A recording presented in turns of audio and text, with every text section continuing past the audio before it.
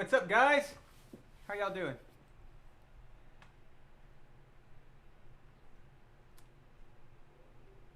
So, I'm not gonna start talking anything relevant. At least, let's just give it about 2 minutes, past the point of their little, what they do, the cycle things. So. Yeah. Hi, guys. I guess we'll wait a little. Yeah, sorry I picked it up before you sat down, it's but okay. it's fine. We're just waiting on it to go through. So, how you guys doing? Thank you so much for your patience tonight. But we're getting this stuff. This is what happens when you get new equipment and try to solve new problems. And we went over it, but then when we started back up, and then when it locked in with YouTube, it kind of went wonky. Like some kind of weird thing happened. I was trying to actually figure it out as I went.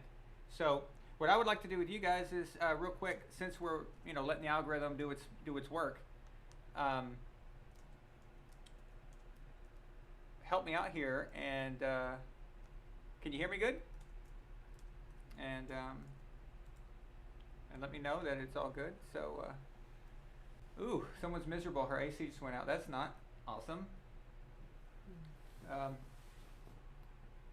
So, Milena, what were you listening to earlier? Because I didn't quite catch the end of that video. What was that about? I'm just curious. Well, there were several. I would like to know, were you talking about the one about Tom Brady and Peyton and being compared? Yeah. So, I was listening to, I think it was Stephen A, right? Stephen A was talking with, his usual friend, Max. And and basically I think his math was a little weird. Stephen A's, he was saying that, okay, so Peyton Manning is a great guy, we all agree about that, and Tom Brady is a great guy, and then he goes, well, Peyton is 6'11", right? And No. Yeah, Peyton is 6'11". 6'11" against Tom Brady. Yes. And then he goes, well, actually, this is a lot closer than you think, because he lost 6, but that means he has gained 6. And I don't know, it just seemed like he was trying to tweak the numbers, or did not understand the numbers very well. Right. But anyway, you look at it, it's like 6 plus 11 is 17. So it's not a lot closer. They're not like almost there. 6 is what is it? What part of 17? It's not even half. So it's definitely not a lot closer. It didn't make sense. Well, basically, what he was trying to do is he was trying to validate Peyton by making it sound. What did he say? It was closer. They were closer to each other than people realize. All right. So he says if he lost 6, that means he was, 6. He had 6 over Tom, and 3 of them were at the, had more value. It just didn't make a lot of sense to me. So, what do you think about that? Yeah. Well, okay. So I get it. All right. Peyton is being inducted into the Hall of Fame tomorrow. Right. One of the few times in the last few years where someone was getting inducted and I actually agreed to it. Tom is going, so he's leaving training camp to go to support Peyton, and he's going to be sitting with the family, is from what I hear. That's a big deal, guys. So, yeah, Tom has never done that, right? Has he ever left training camp? I don't think Tom has ever left training camp for any reason unless it was medical. Right. But yeah, I don't think he's ever done that, and he's just not one of those people. So. I mean, yeah, and I realize, Peyton is a great player, and Tom and him have a lot of respect for each other and everything. But I also, when I was listening to that same show.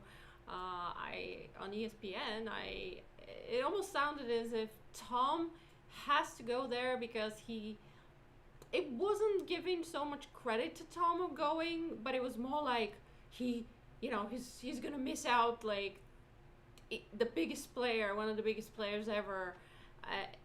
I just didn't like the way they. Do you know what I'm talking about? Yeah. Yeah, it wasn't like, yes, look, Tom, let's give him, he respects Peyton and he's going there. But now it was like, well, Peyton is really, really, besides deserving of that, nobody can miss that. It was kind of discrediting Tom in a way. Okay. Like you had to learn from him. Basically, he was saying he had to learn from him. Hold that thought. I'm gonna. We have Addie Visorno renders unto Caesar $5 and declares, "I was volunteered against my will to work tomorrow, so here's some cash." Thank you, Addie. Addie dropping the first super chat of the day. By the way, have you seen some new feature now? It's pretty cool, where you can kind of do that on a video now. Oh. So no. like if you watch that's pretty cool. I'm gonna test that out and see how that goes. Okay, so back to what you're saying. Now, I guess the point isn't whether Tom has done that before. It's just it's a big deal for Tom to do that for a guy who's not his teammate. Now I understand going for Randy, or going for Ty Law, or one of your former teammates, right? Mm-hmm. But to go for to be there for a competitor, a guy that kept rings off your finger. Okay, so let's think about this. How many rings did Peyton Manning take off of Tom's finger? Well, I think we all agree that he took off a ring from 06. Okay, so Tom lost to Peyton in 06. And would have went on to beat the Bears. I think we all agree with that. So that's one. When did it happen again? 2013. Maybe it wasn't 4. It was 3, possibly. 2013. If Tom had won that AFC Championship game, they would have played the Legion of Boom. There's no guarantee that the Patriots win that. They were not as good of a team as they were the following year when they beat the Legion of Boom. But maybe that's a ring as well. And then you've got 2015. No doubt the Patriots would have beaten the Carolina Panthers. So that's a big rivalry, man. That as far as personally, it's for two quarterbacks like that. But we've been lucky to watch Peyton and Tom Brady play against each other. All these years.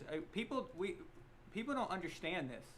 It's like the ones who love Peyton hate Tom, and the ones who love Tom hate Peyton. I never understood that. It's like, do you have any idea how lucky we are? Have any idea to watch what we've watched? Yeah. It's going to go down as the greatest quarterback rivalry ever. Yeah. Okay? Nobody's going to come along and beat that. I just don't see it happening. Come on. No two men had more power over each other's outcome and the fate of their successful season than those two guys. Those two guys were always knocking each other off out of the AFC. It was always that. Who's going to be in the Super Bowl, Peyton or Tom? I mean, throw some Ben Roethlisberger in there sometimes, but it was mostly who's going to be in the who's going to win the AFC, Peyton or Tom. Okay, but so maybe 2 out of 3. I'm not going to guarantee that Seahawks, because that Seahawks team in 2013 was just outrageous. But definitely 2015 and definitely 06. However, if the Patriots win in 06, beat the Colts, go on to win, and then they beat the Chicago Bears, they don't acquire Randy Moss. They don't I'm assuming that because the Randy Moss acquisition and all that, and Dante Stallworth was an exact response because Tom had nobody to throw to. And that was a part of the reason why they couldn't add on more points at the end there. So, yeah. Okay. But Milena, normally I'm like you. I'm skeptical of these guys, but I think in Stephen A. Smith's case, I think he was just trying to hype up Peyton's he was Hall of Fame induction. Right. I don't think anybody believes that Peyton Manning is better than Tom Brady. It's like, Well, it's a lot higher. Well, well, hold that thought. Yes, a lot of people do believe that. Can you mirror my image? Sorry. Sure. Yeah. So it doesn't look like I'm talking to the wall. Yeah, and I'm talking gotcha. to you. But I think there's quite a few people out there who would hold the argument that Peyton is the better player.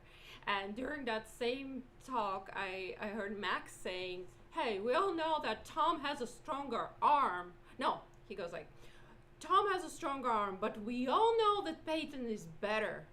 So it's like, what? and things like that. You're going to hear that a lot. What does that mean? I'm quoting. So, yeah. almost verbatim. Okay. So, yeah. A subscriber asked me the other day on one of our videos, and I answered him back. He asked me how come Peyton Manning was a choker, and how come people refer to him as a choker? And I said, well, NFL people have very small minds.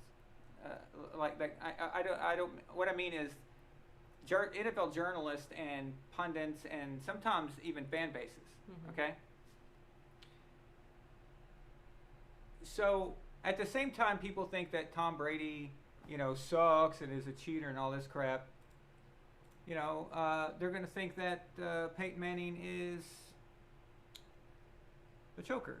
Well, a choker to me is somebody who never gets it done. That's what a choker is to me. And he did get it done a lot. It's just he had a lot of trouble. So. Yeah, can you? I know you read me this, but why did the guy think he was a choker? Oh, he didn't think Peyton was a choker. He was asking why people think Peyton is a choker. Peyton is a choker. Yeah. And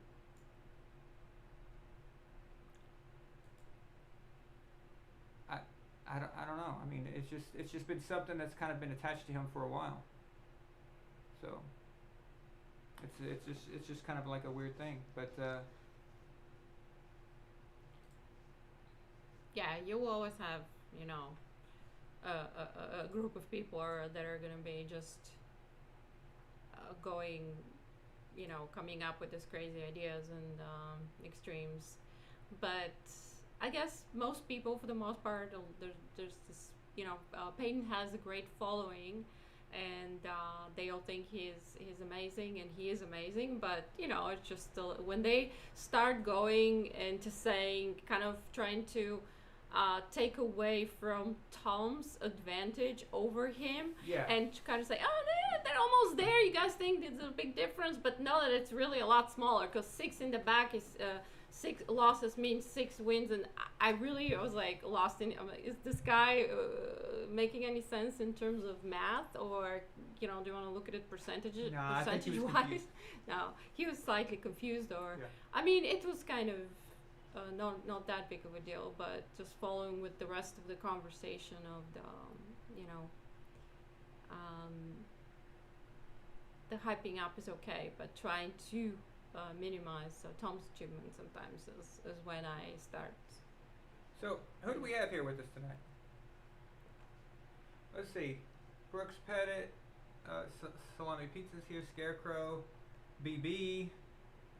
Yeah, BB, good point. Yeah, so, Peyton's 3-2 against Tom in the playoffs. And by the way, let's mention this. Peyton and Tom don't play each other. Yeah, they play defenses. So, I know we like to talk about that and all this shit, but Peyton Manning was up against Bill Belichick. That's the difference. Okay? So Tom Brady was playing whatever overrated coach was the coach for Peyton at the time. Whoever they were at the time. He's had, 4 head coaches? 5 head coaches, all overrated. If they don't have Peyton Manning, nobody cares who they are. So, Dave's here. 2015 for sure. Yeah. Do you think they would have beat the Seahawks? Okay. Yeah, I already covered that. I didn't see that comment.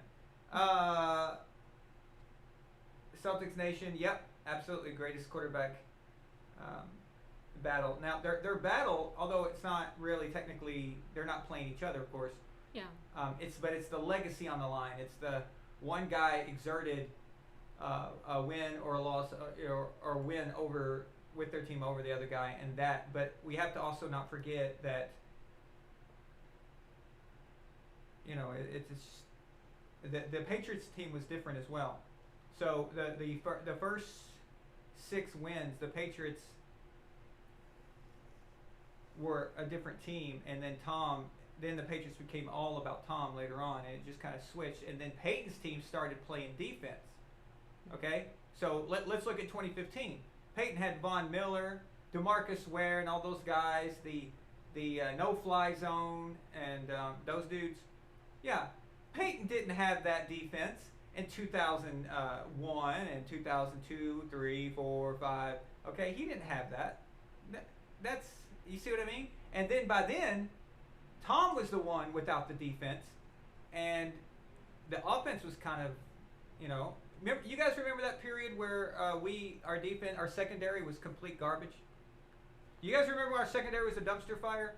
Yeah. Okay. Well, at the same time that was happening, Denver's defense was getting better. It's just a swap, is all it is. It's a balance, but yeah. I'm a Peyton Manning fan. I'm a fan of the Mannings in general. I like the Manning family. I don't like how people. The only thing I don't like about the Mannings, well, not them personally, but how people talk about them, is that they give them a pass for things, but they don't give Tom one. Mm. So yeah. Tom's a cheater because he was accused of something that never existed, right? Right. Okay.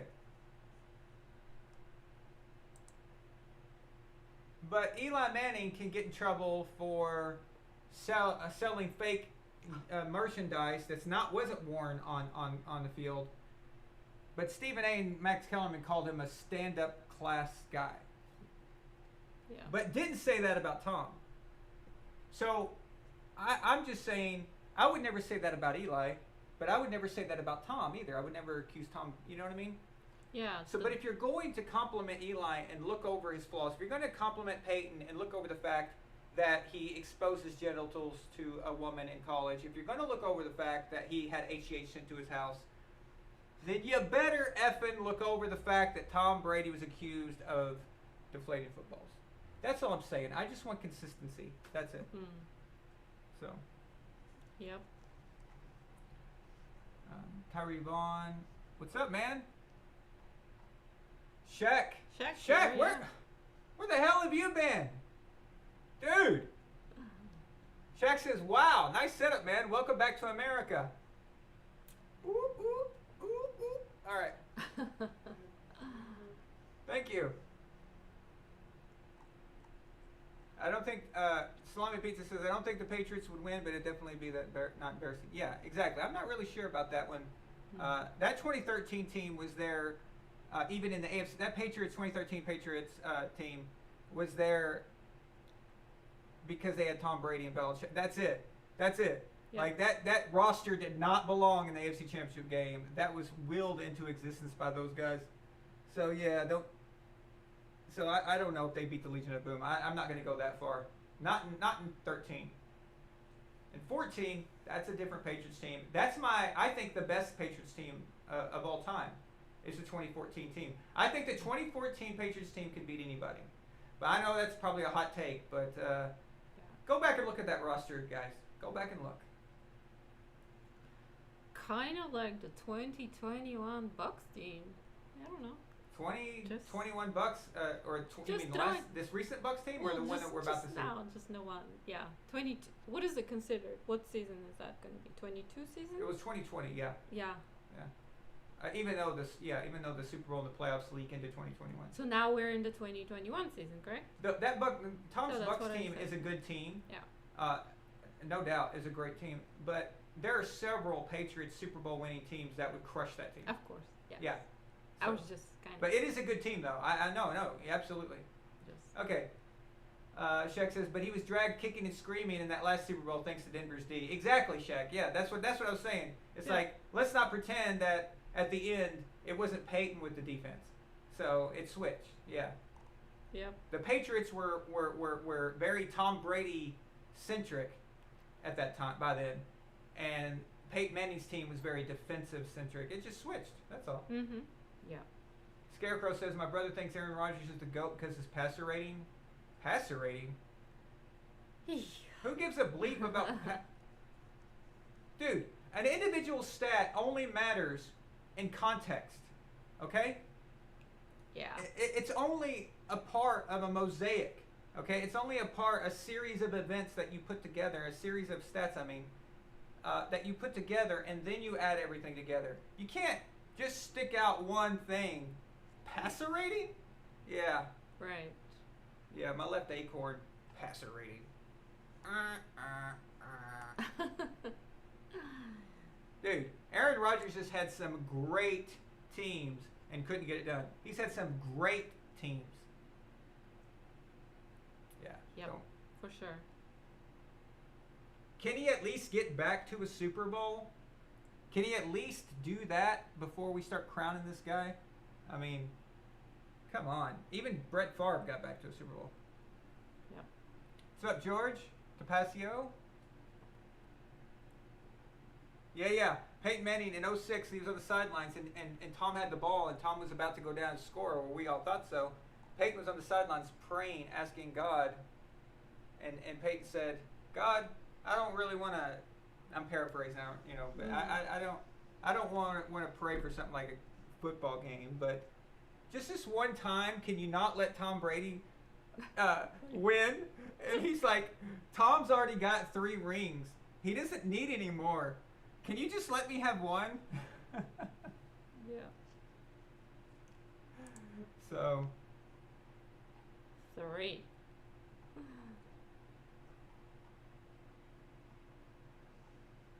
Imagine now. Oh, that's right. Sheck doesn't get off on work on Fridays until late. Oh, okay. Yeah. What time does it get off? Yeah, we're going to have to figure out something about that. Yeah. Because I noticed, yeah, anyway. We'll deal with that later, I guess. But Okay. Ravens, 52, Ray Lewis sends a $2 super chat and says, Elliot says, Tony Dungy is not overrated.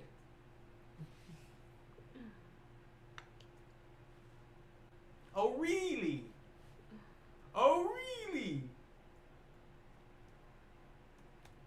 Yes, he is. He gets way too much credit for things he hasn't done. All right? Let me tell you something. First of all, he gets credit for the Tampa Bay team from back then that John Gruden came in. John Gruden is not a good coach. Okay? He is just not a good coach. He comes in and he wins the Super Bowl with Tampa Bay. Right? Boom. Just like that. Okay?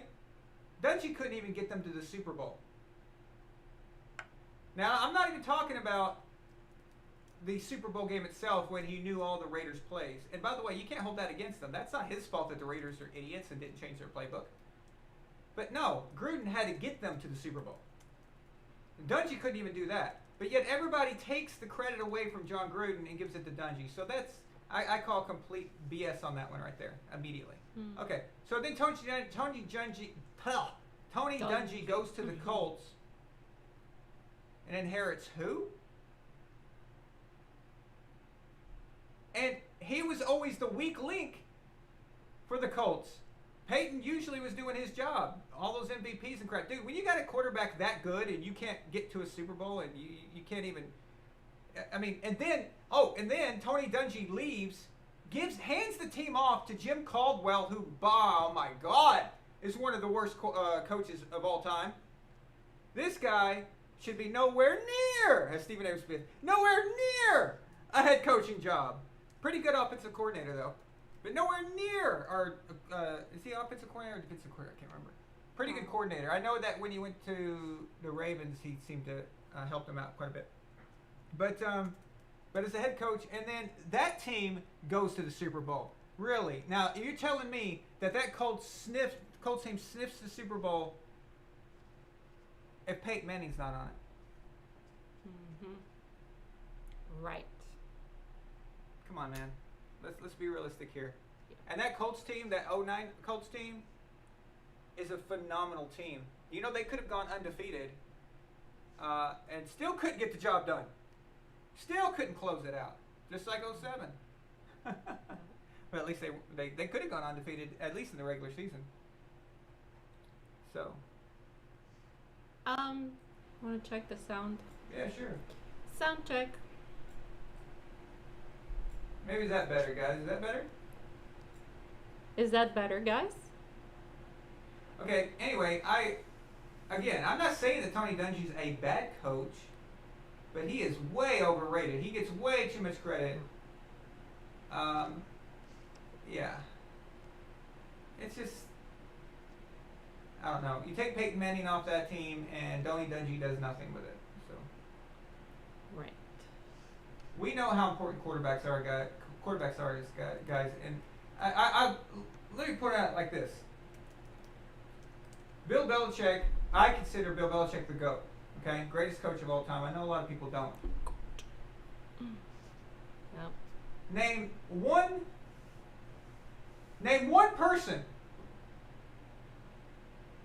Name one person that has left the Patriots organization during the dynasty, the 20-year dynasty, and recreated the Patriot way and succeeded. Name one person. Only one has done it. Only one. Who is that person? I'm going to wait for y'all's answer. Who is the only person to ever leave the Patriots dynasty and actually implement it? Ooh. Okay. Tom Brady. Yes. Okay? I knew How that. come no other coaches has ever been able to do that? Why is Joe Judge hated by the Giants roster right now? Why was Josh McDaniels kicked out of Denver? Why is Matt Patricia back with us?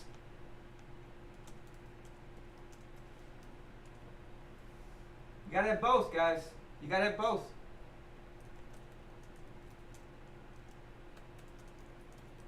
Bill Belichick can be Bill Belichick because he's Bill Belichick. You can't pretend to be Bill Belichick, but you need the Tom Brady.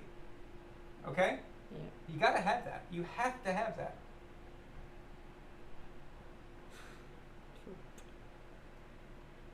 These guys trying to go to other teams and implement. They're trying to pretend to be Bill Belichick. First of all, they're not Bill Belichick. They're not as smart as Belichick. They're not as experienced. They don't have the drive, the mentality. They don't have his. They're not him. Okay? If it was so easy to just take the Patriot way and just move it along, then we'd have how many Hall of Fame coaches playing right now, right? Mm-hmm. So it's not that simple. Well, he built the Patriot way, so for the most part. The quarterback, I always say this, the quarterback is the number one. You get the quarterback, then the coach. Quarterback, coach. It's close together, but quarterback first. You can have a great coach, but if you don't have a quarterback that can implement that can make it happen, you really don't have much of anything. Yeah. And like I said before, maybe you could squeeze out a Super Bowl here and there. You know, it happens, okay? But you could have a situation like the Ravens. You guys remember the 2012 Ravens, you know? John Harbaugh, he's a decent coach. He's a pretty good coach. I think we all agree. He's not Hall of Fame coach. And Joe Flacco is not a quarterback that any of us would consider anything. But he had a hot year. So they had that 1 year where they made something happen. And that defense was phenomenal too. It works. Denver did it in 2015. Peyton wasn't even really that much of a contributor other than I would say that he had a lot of contributions mentally and in the locker room. But you can get a one-off. You can do it. But if you want to create a dynasty and a culture, Right. you need credibility for that. Josh McDaniels went to Denver and tried to act like Belichick, and everybody's like, hey, who are you? What have you done? Right. Why is it that people think that winning is not part of being good? I mean, this is part of the same equation, like, Shaq was saying. What did he say? Something to that effect, how is he, a good coach when he's not winning? This is like... Okay, great performer. But are you winning? That's it. So it's part of it. Anyway, I'm not trying to crap on any coach. No, I'm just saying in general, coaches and players too. You know, when they start, there's a listen, if you got the great quarterback and the great head coach, Yep. you are going to be great for a long, long time. If these coaches, other coaches are referring to, especially Peyton's, if they were so great, there would have been way more consistency. Not so much up and down, up and down, up and down, up and down. and more winning. It's just, Yeah. no. Now, the Colts did have the right formula for a while.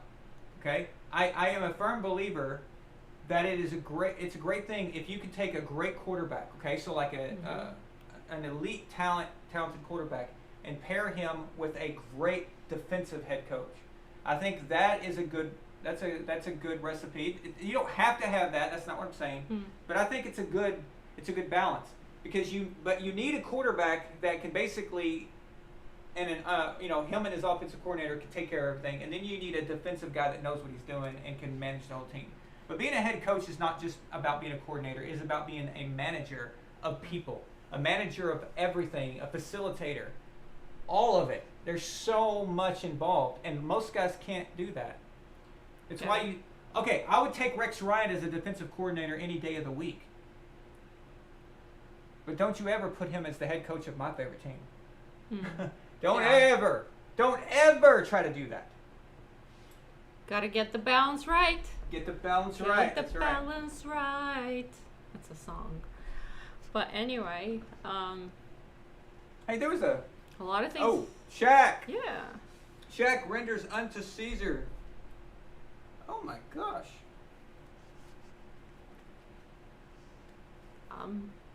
You got my pants ripped. Shaq renders unto Caesar $5 and declares, "I'm tired of the hype Campbell is getting just because he does push-ups in front of the camera." Okay. Win a game first, dude. It's like, I'm strong. Okay. Shaq also says,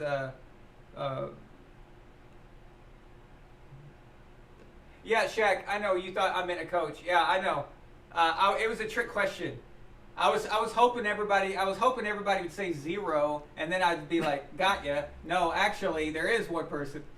Yes. But no coach has ever done it.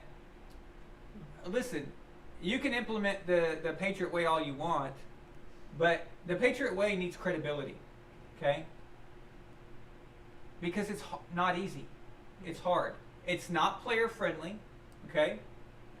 It does not serve the weak. It does not cater to feelings and emotions and, oh, woe is me, okay? Kind of like that offensive lineman for the Giants, Looney, that retired because he was asked to do some cardio drills.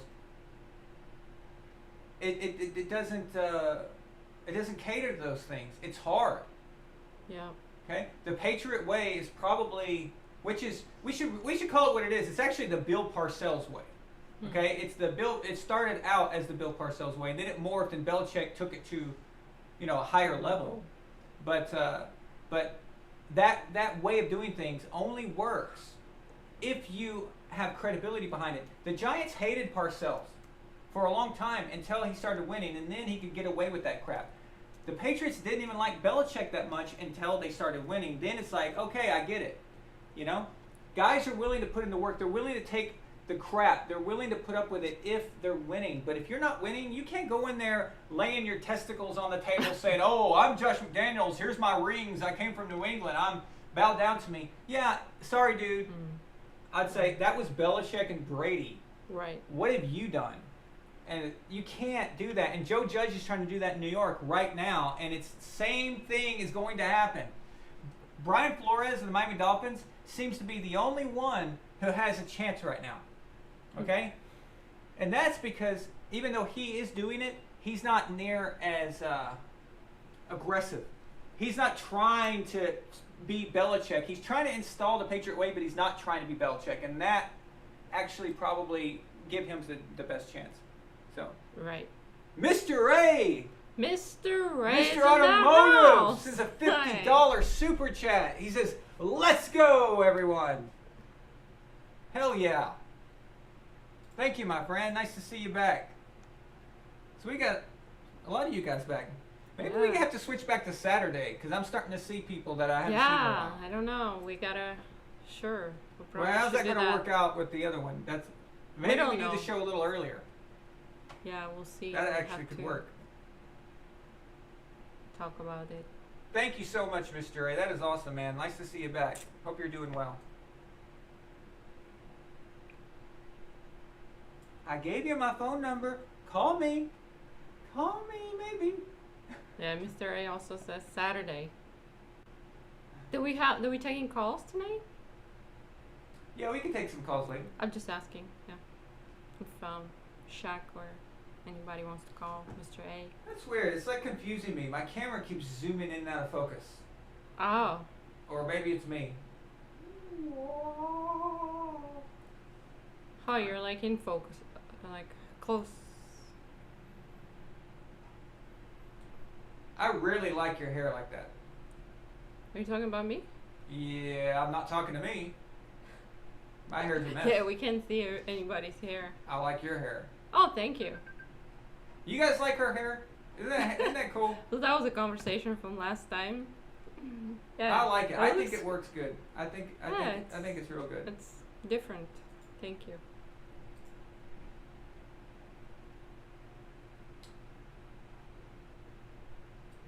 Thank you, Mr. A.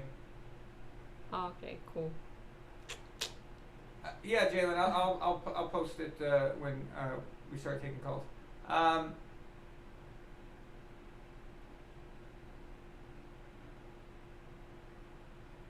Wait, another one's coming up. What's that? James Johnson. James Johnson renders unto Caesar $5 and declares, "It's sad that Peyton has to combine his career with his brother Eli in order to match Brady's career from 2001 to 2014. House Sports, yeah. Let's go."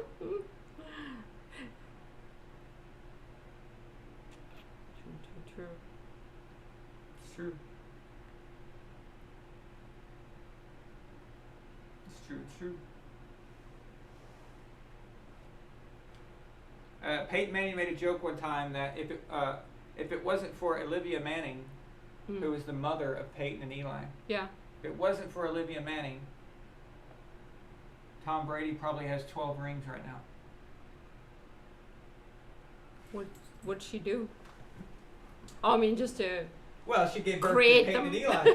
Yeah, that's what she did. Yeah. No, I'm just thinking like maybe she had sex with Archie Manning. Them. See, what happens is that a man and a girl, they meet and they hook up and then they we know have how children. It works. By now we know kind of how it works. Yeah, and then those children come out and they have large foreheads.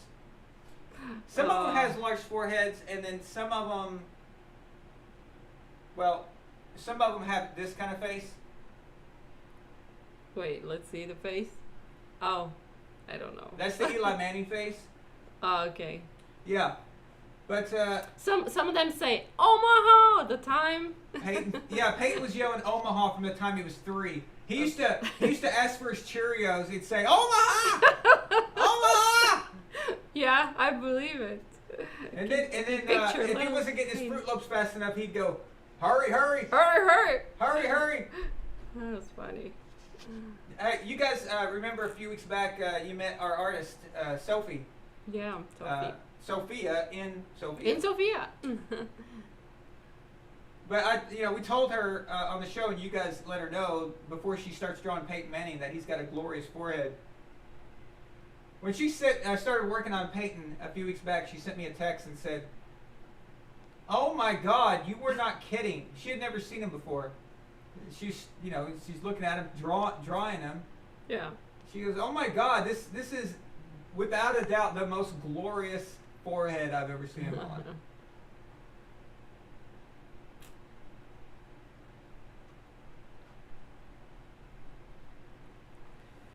Okay. I see where this is going. We're going into the Belichick bashing. It looks like we're going down that road. Yeah. Yeah. Yeah. That's a legitimate discussion. Not bashing, but just discussion about him. I want to point out something about the Buccaneers that people are overlooking. The Buccaneers were not a well-rounded team, not a very good performing team the first half of the season. Yeah. Naturally. Okay, well, yeah, exactly, naturally. But we found out now because they did that documentary, that they released that documentary on the Tampa Bay season. Right. Sorry, the sun is doing some kind of weird, tricky... I think it's... Why do we have the sun all of a sudden? Yeah. Anyway, it'll go away.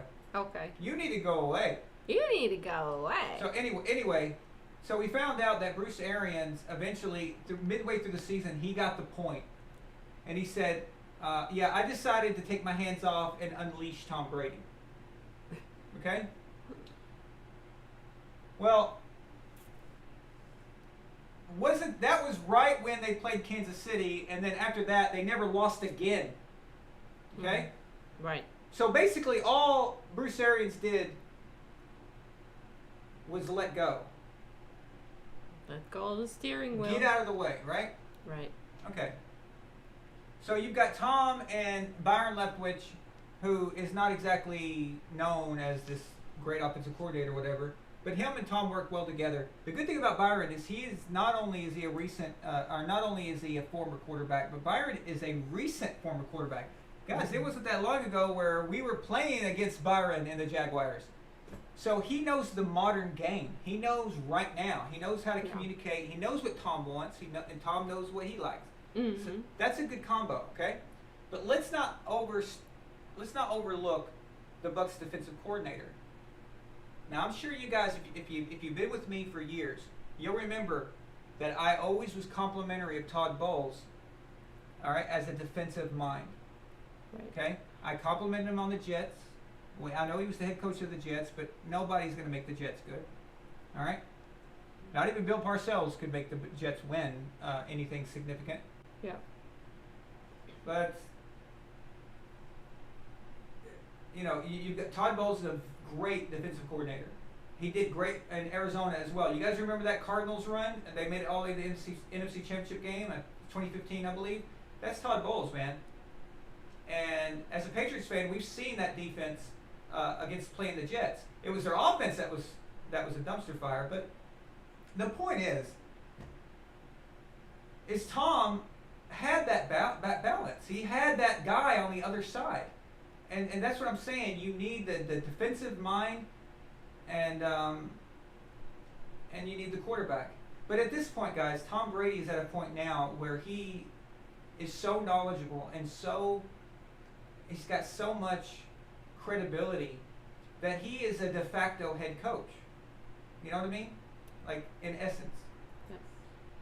But he wasn't that 15 years ago. You know? He wasn't that when they won the first 3 Super Bowls. And that's what I'm trying to say.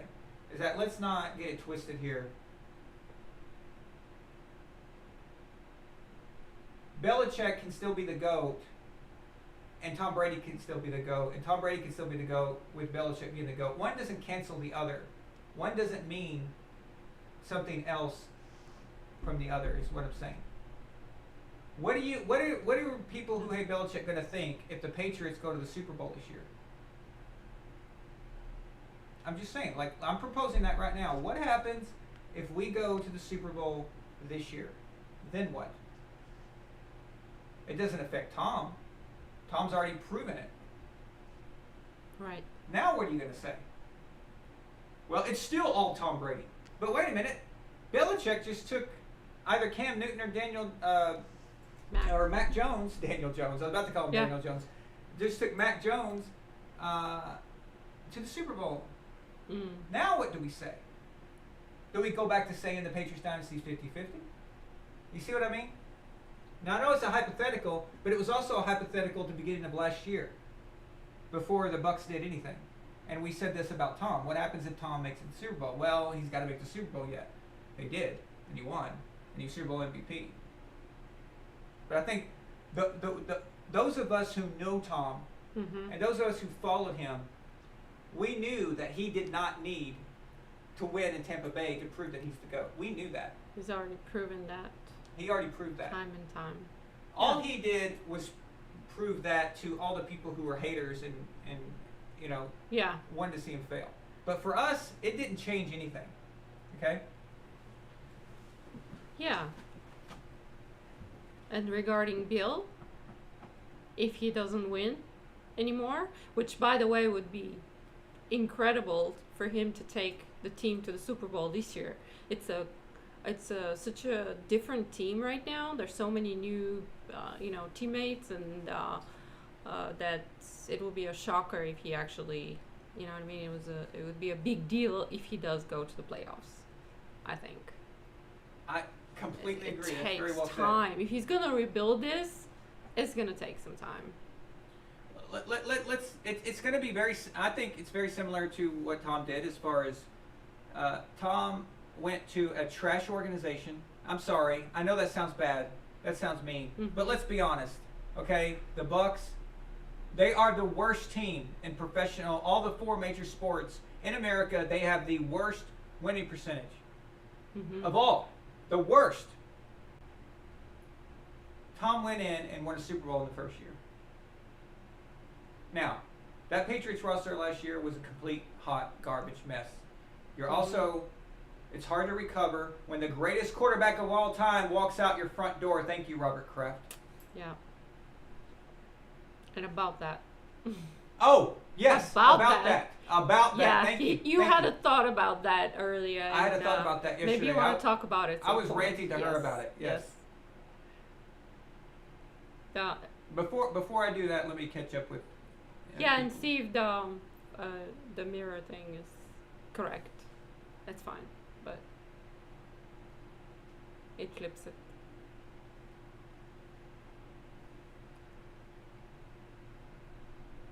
Who are we talking about? Oh, the mirror. Hey, Elliot, don't misunderstand me.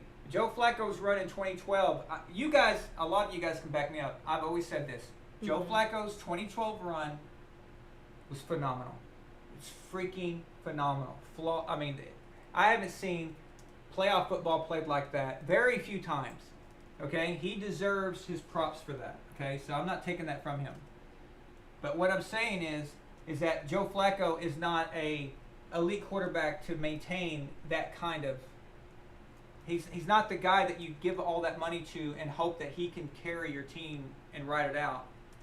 And he wasn't. We all saw that. They paid him, and then the Ravens kind of struggled after that. Yeah. So, but the Ravens are a weird team, man. And I've always said this, right, Melanie? Yeah. I mean, even in private, when me and her watching games, I said the Ravens are the one team that perplexes me. Mm-hmm. They are the one team that seems to defy all conventional wisdom. They're always annoying. Okay? It doesn't matter what year it is. They could be the worst team in the AFC or whatever, or like a very bad team, right? And they'll play us, and they'll give us a hard time as if we're playing in the Super Bowl. It doesn't matter. It doesn't matter if they're bad, if they're good. There's just always consistently there. It's just you're always aware of the Ravens, and this goes back 20 years. It's been like this. Any Patriots fan knows that the Ravens have always been difficult, always. So yeah, I give them props for that. But think about this. All right, let's go back in time. Let's go back to the 2000 Ravens. What if that Ravens team had Peyton Manning or Tom Brady?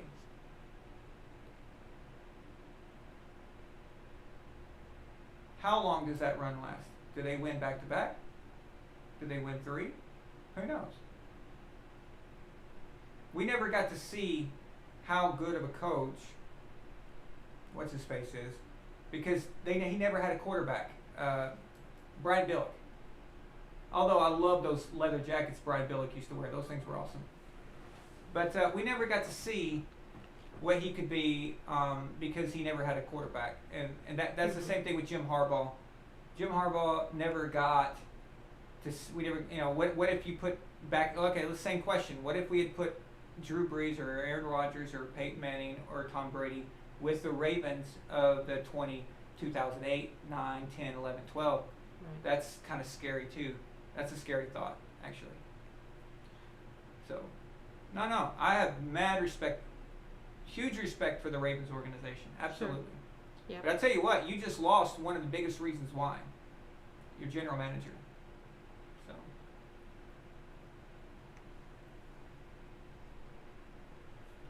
It's just back to what I was saying about Todd Bowles. He's just not a head coach. Some people are not head coach material. Okay? I can tell you the opposite. Look at the Steelers. I think Mike Tomlin is a garbage defensive coordinator. I don't think he's very good. I don't think he's good at defense at all. But for whatever reason, as a head coach, he wins. He wins. I don't know why.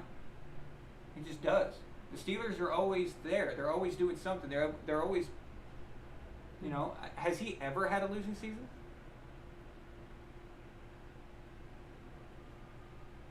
What about,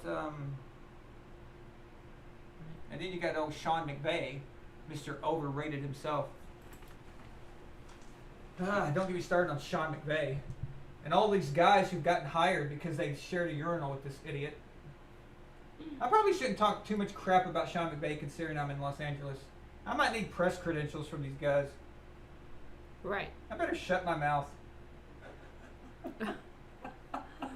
Yes, Spot On Sports are like press credentials to the Rams, please. Oh, wait, isn't that the guy who's always talking junk about Sean McVay? No, that was not me. That was Milena. Yeah, sure. You did it. It was her. Speaking of the Rams, we almost went to their I love training Sean McVay. camp, but we decided not to. We decided not to because it was pointless. Because it was pointless. It was like we were not going to be able to meet anybody because of COVID restrictions, and you know, what's the point of just going there?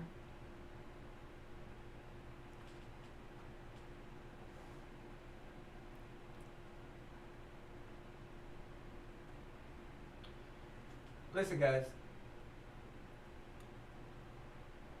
Tom Brady learned a lot from Bill Belichick. Tom Brady, even to now, has said that nobody has taught him more about not just football, but in general, like, other than, I think he said his dad or something like that, but as far as, like, somebody who's a professional, a coworker or whatever, Mentor. nobody's done more for him like a than mentor. Belichick. Mm-hmm.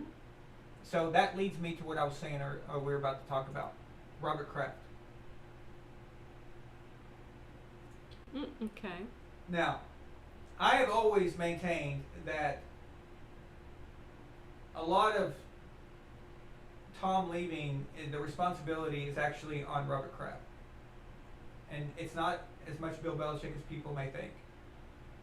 Yeah. And another thing has happened recently that makes me even believe that even more. And that is the recent collective bargaining agreement. Robert Kraft was in charge, one of the main ones involved in this recent one, just like he was in 2011. Tom Brady took a nasty shot at the owners and that deal. And that was led by Robert Kraft. Okay? Or he was one of the main guys. Let's just say for that. He went so far to call the players ignorant. He was that mad about it. That mad. Now keep in mind, this collective bargaining agreement goes for 10 years. We're assuming Tom is not going to be around for 10 years. Who knows, right? But he didn't like the deal and he called that out. And now they doubled down on the COVID vaccines. And I'm sorry, but I really want to see how this works out. I just can't imagine. I just don't see anybody sticking a needle in Tom Brady. This dude won't eat tomatoes. He won't eat strawberries. He won't even put suntan lotion on because of what it will do to his body chemistry. And you think he's going to take a vaccine that's not even approved by the FDA? I've got to see this. All right? But the point is, he doesn't like the owners that much right now, and every time he takes a shot at that collective bargaining agreement, he's taking a shot at Robert Kraft. It was Robert Kraft that took Antonio Brown away from Tom. When that happened, Tom and Bill were united in anger about that.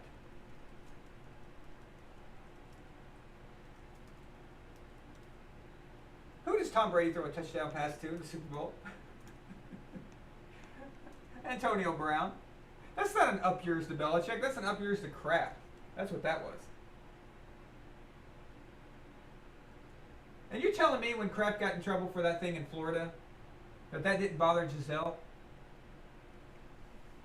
Do you really believe that? You really believe that Giselle goes, yeah, we better get out of this. This is not a good look. Not if we would have a future in business and things like that.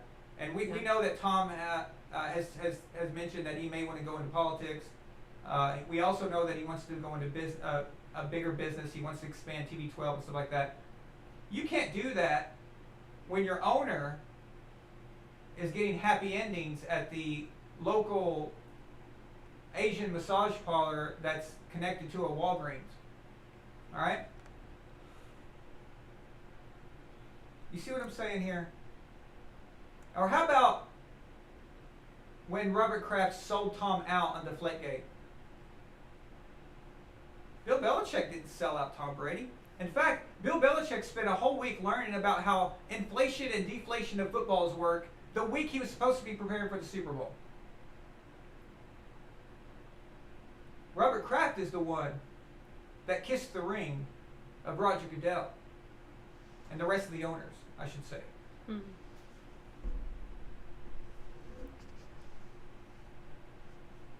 It was Robert Kraft's penny pinching mentality to not hire a full-time film crew that knew the rules, the new football rules, to not film the Bengals on the sidelines and their plays. They should have had an in-house, but he didn't want to pay for that. He didn't want to pay for a full-time film crew and film director.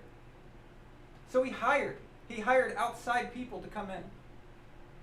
And those are the idiots that did that and got us in trouble for a Spygate 2. That gets attached to Tom Brady's legacy.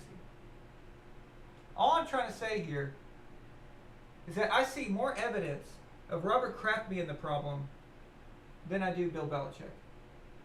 If you guys can think back to his last season, even at the very end, Tom was talking, he was at his house and he was showing some documents and stuff. And he was all talking about Belichick like, oh, coach tells us to do this and this, and this is what coach is always saying to us. Dude, he's talking about Belichick. That's not, you don't talk like that about somebody that you hate and you're wanting to get away from. Anyway, that's what I was talking to Melina about yesterday, is that I just thought something wasn't right.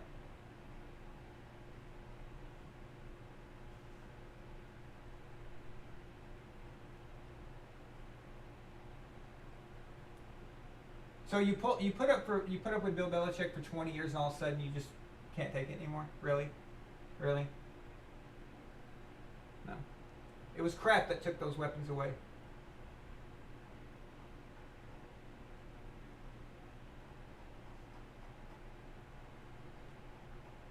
He did get weapons. Some of those just failed. Do you guys remember?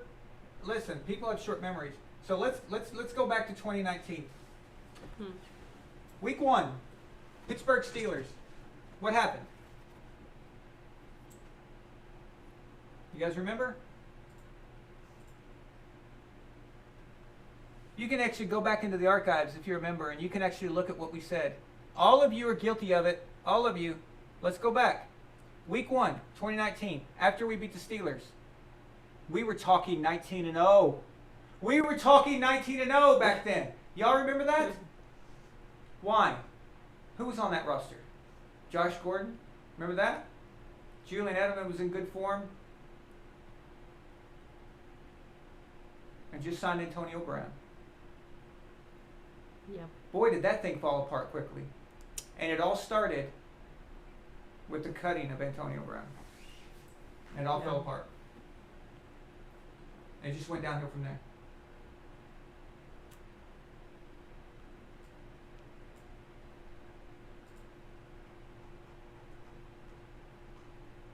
Let's just see, guys. Let's just see. That's all I'm saying. Let's see what happens. This is Belichick's moment, okay? He's a year removed from Brady. So there's no dead money. There's nothing like that. There's no COVID opt-outs. He didn't have Dante Hightower either. That's losing your quarterback on the defense. Right. Yeah.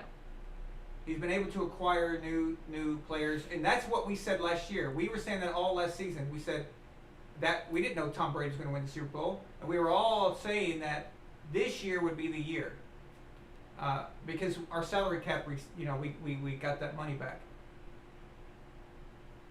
This is the time to see what happens. Let's find out. Let's just wait. That's all. Yes, Jalen, I know your opinion about Belichick. I absolutely know what you were going to say. Yes. I know you hate him.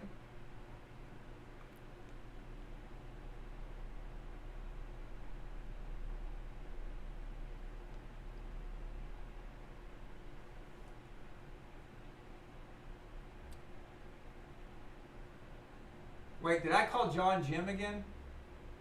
Are you talking to me? Did I call John Harbaugh Jim? I keep doing. I think so. Yeah. Okay, whatever. They look just alike. My God. Yeah. Give me a break. All right. And there's a J. Okay, I use Jim all the time because Jim was a quarterback. Okay, Yeah. so when I was growing up, Jim Harbaugh was a famous quarterback. Yeah, kind of brother. like me and It's like- Joe Montana and Tony Montana, right? Well, that's a little different, but yeah, sure.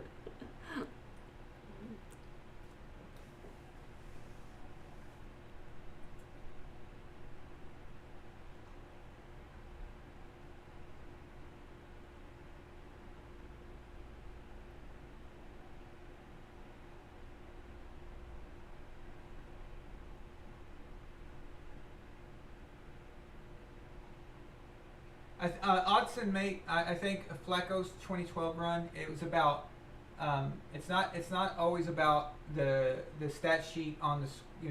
Like how you look at it as far as numbers.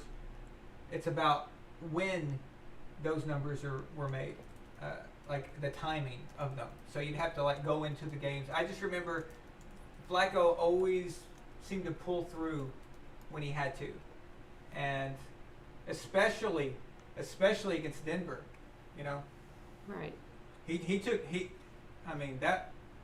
That game against Denver. You guys remember that game in Denver? Flacco came through on that, man.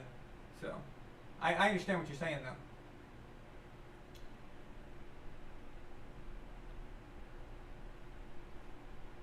I do think people don't realize how much Kraft actually has control of in certain areas of the team. More so than I think people realize. I'm not saying all of it, but he does intervene occasionally.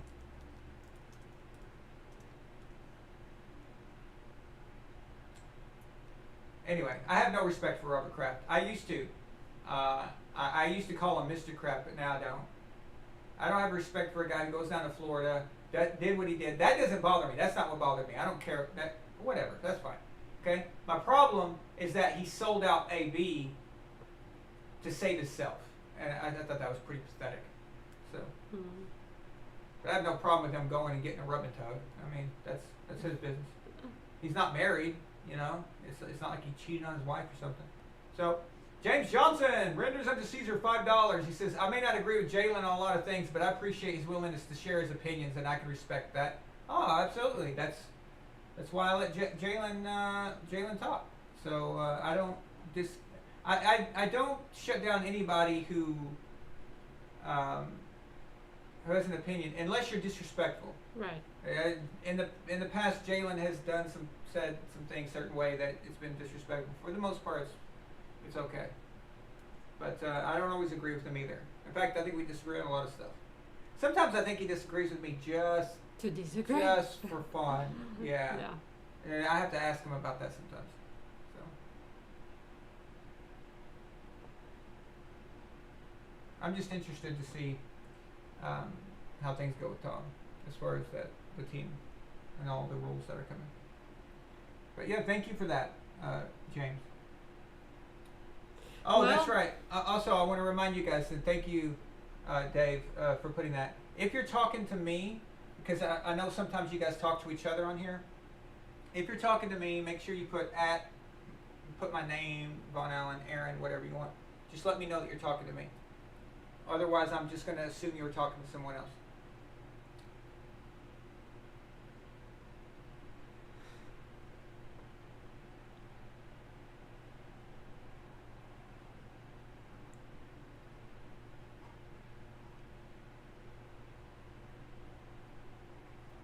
Yes, Jack. Yeah, Kraft cut AB. Yeah.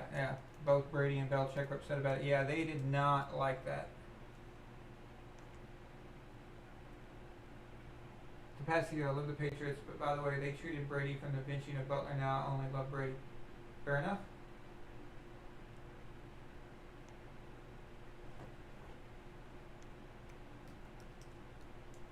Okay. Let me. Here's the deal. Okay. Right now, we're very lucky as Patriots fans. Okay. We have two teams to root for. So you guys remember those weeks where, like, after our game's over, it's like, oh, you get to watch some crappy matchup. Now we get two, and that's pretty cool, right?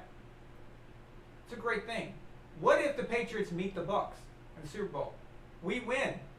We win, no matter what. It means that our empire has completely taken over. And do you have any idea? Dude, there are going to be NFL owners on suicide watch if the Patriots play the Bucks. Who wouldn't want to see that? You'd see Roger Goodell in his office like fitting himself for a noose. Okay? That alone should make you want to see that. I mean, it's phenomenal. You know? Oh yeah.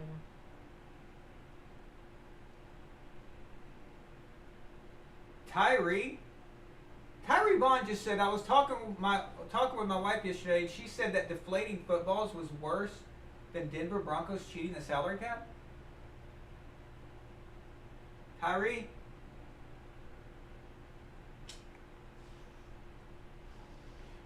Am I going to have to make a phone call? Threaten her with a phone call. Tell it, I'm calling. I'll do it. It's not, I'll do it. Don't make me. Don't make me. Don't.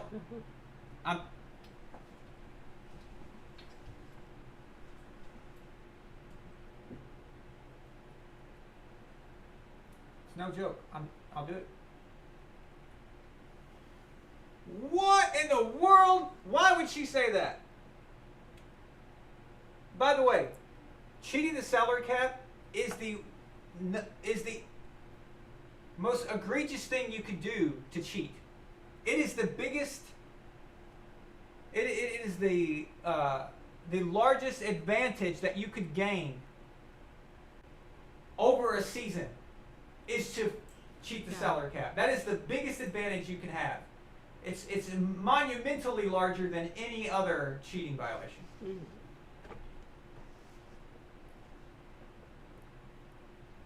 Addie, Rangers up to Caesar, another $5. Thank you, Addie. He says Roger would be seeing dollar signs if it was Pats versus Bucks Super Bowl. Oh yeah, he'd be seeing dollar signs, but secretly wanting to kill himself probably. He's a New York Jets fan. He used to work for them. He hates Brady and he hates Belichick more. Actually, the whole league hates Bill Belichick. They hate him. Do you know that Bill Belichick is the only coach and not in the coaches union? Right, yeah. That's why he's not in Madden, right? That's why he's not. Exactly. Yeah. Nice. Nicely done. Exactly. I forgot about that.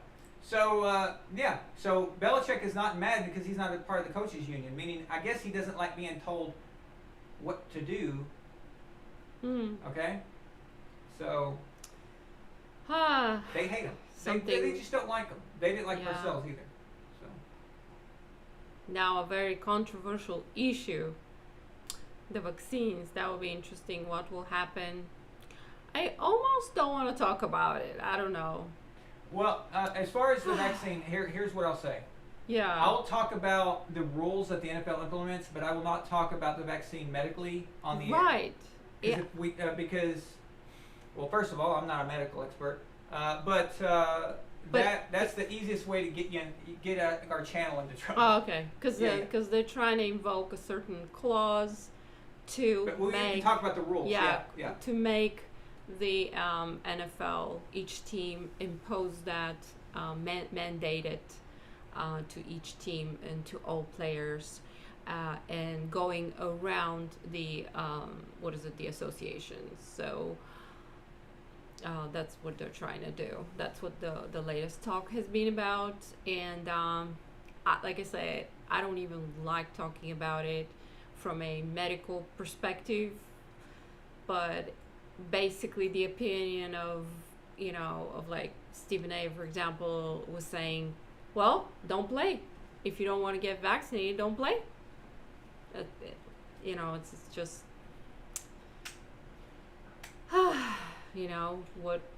where it's come down to.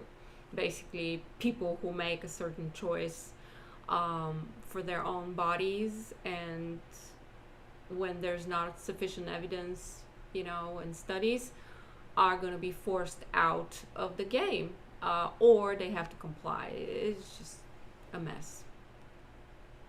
Yeah. I don't like it. I don't like that we have to deal with that, and no one does. But it's just very annoying, just watching this develop. Hold that thought. I just want to go back. Something Jalen said here. He said, okay. I think the biggest advantage is if you bought the refs. Well, that's not cheating. That's a criminal offense. That's something different. What I mean is the rules, like the rules as they exist within the confines of the NFL Constitution. Actually, paying off refs. That would be like the worst. A federal violation. That's a different thing. But as far as just like cheating the rules, the rule book or whatever, the salary cap is the most egregious thing you could do and the biggest advantage you could have. Because you could pay the ref, I guess, for 1 week, but is that going to help you every game? Cheating the salary cap helps you for the whole season, the whole year. Imagine if you gave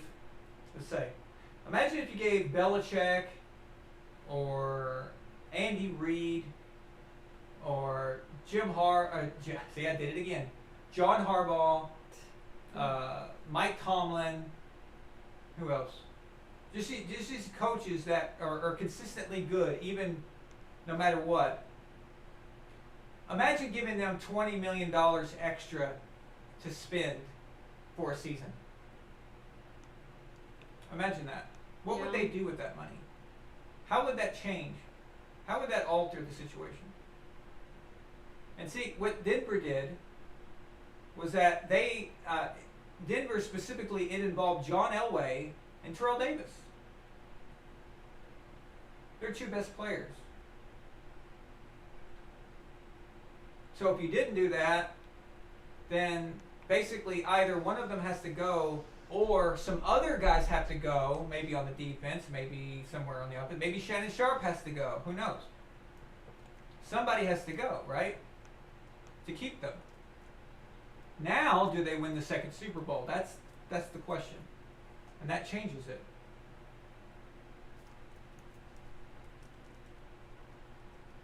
But back to, Melanie, what you were saying. I have problems with a lot of the way things are being implemented. And people are being forced to do something. It's weird. Yeah, it is weird. Let's see, we got a $2 super chat from James Johnson. He says censorship and big tech guideline policies is BS. Yeah, so what is the number one thing all of us, when we went to school, you guys remember in biology class or chemistry or physical science or physics, you guys remember something that our teachers always taught us? And what was it? That science is always about debate, conversation, exploring things that didn't work, exploring things that do work, being skeptical, question everything. That is science, right? If you don't do those things, and factual evidence and evidence, yes, strong data, proven. You need long-term data, right? Yeah, exactly. So this is what we were always taught, and that is a very integral part of the science, just science in general, and how it operates. Mm-hmm. So why have you guys seen one debate about this vaccine on TV between doctors, opposing virologists, opposing pharmaceutical companies? Have we seen one session? Don't you think there should be a nationally televised debate on this thing so we can make up our minds? I haven't seen it in the U.S. I don't know. There might be, but I don't know. The answer I'm not is there aware. isn't. Okay? So all I'm saying is, where is that? Where's the debate? Where's the questions? Where's the back and forth? That's part of the science itself. That's science in general. Okay? But so that's the media that he's talking about. How come you can't post anything opposing that without getting shut down? Where's the argument? Where's the debate? That's part of the science right there. The more you force something, the more people are going to distrust it. And plus, from a perspective of the government talking to the people through the media, saying one thing to be true, and then later saying something else to be true, and finding that the expert who was convincing you of this actually either lied or changed his opinion, just creates doubt, and that doubt is normal, but they're trying to make it sound like, oh, you should just do what they tell you. Well, what if they told me yesterday one thing, now they're telling me something different? Which they've done. I'm doubting it. Which they've already done. So isn't that my right to... Anyway, so I see a lot of the players are resisting, don't want to talk about it, not ready. They find it actually not just players, but people are finding it riskier to, to get that, procedure that they're asking them to do than not get it. But hey, that's censored and you shouldn't talk about it. So I don't know. I'm just not liking that. It just reminds me of living in a society where you cannot challenge what's being imposed on you. It reminds you of what? It reminds me of living in a social communist society where over in Europe, yeah. And that's how it was. You cannot have a different opinion. You could only talk at home against what the government mandated and told you to do. So, see, that's the thing. But my biggest problem with the NFL is this: what's going on? Like right now, Bruce Arians is having his players wear color-coded wristbands. One color if you're vaccinated, and one color if you're not. Yeah, good guys, bad guys. Good guy, bad guy. Mm-hmm. Okay, so these guys over here with these color-coded armbands, they care about people. The other guys, they want everyone to die. That's what it says. It says that you're okay, but you're subhuman. Okay? Well, the Nazis put armbands on the Jews. Okay? They put Star of David armbands around their right through here. Okay? Mm-hmm. To identify them as Jews, so all the German people could see who the subhumans were. All right? The moment we start identifying people as a second class, a separate class. Boy, we've gone down the rabbit hole now. Okay? Dude, this is a Pandora's box that's going to explode in everyone's faces. So what happens when 5 years and we find out that thing didn't work out the way they thought it would? I'm just saying. Yeah, okay? we just don't have, I guess everybody has an opinion, but can we express them anymore? I mean, really? So that's my only problem. I have Yeah. no problem with anyone getting it. My mom got it, and I told my mom to get it because she was going through chemo and her Yeah. immune system was compromised. So yeah, Certain people Certain have people, a yeah. higher risk. So this isn't. So you measure your risk, An and anti whatever thing. Yeah. It's not. That's not my position. I trust a lot of vaccines, by the way. So, just like all of you guys, we got the polio vaccine when we were children. yeah, to go but to school. how We many got- years did what it was take? Tuberculosis. I Yeah. think that was in that. Sure. Probably smallpox, the measles, probably. Yeah, vaccines are okay as long Okay. as they're tested Well, long enough, those right? vaccines have decades of Okay. research. Right. Decades. Okay, animal trials, human trials, over and over again. They're already on their third polio vaccine right now, their third version, because they fixed all the flaws in them. Yeah. Guys, it's been out for 50 years. Longer than that, 60 years at least. And they're still updating it, still fixing it. And we're talking what, months here? Months. So Or a I year? don't think we're being unreasonable. I We- think We're just doubting. Oh, I mean, not doubting. Not doubting. We No, don't. no. We Just- don't have any evidence for the long-term effects of it. And by the way, if you start digging, which I think everyone should probably look and research for themselves, and it's been a while that I take for true and as truth what the main media tells me. yeah. So knowing that applies to many things, including sports and just many of the news. I would definitely encourage people to research it on their own and see what.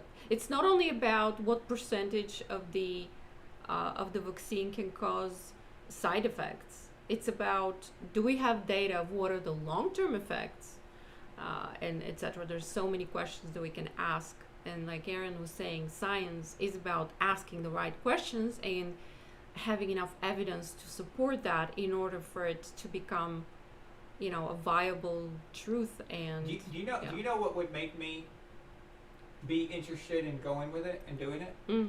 Is if we had those televised debates, yeah, okay, and the opposing scientists were offering what this could be. Yes, And the the fact argument. that and then I would be like, okay, so there's a risk. There's a risk with anything, by the way, okay? Everything. There's a risk when you take Advil. Okay? There is a risk that you might be that Yeah. one person, that rare person that Advil activates something in your body that kills you.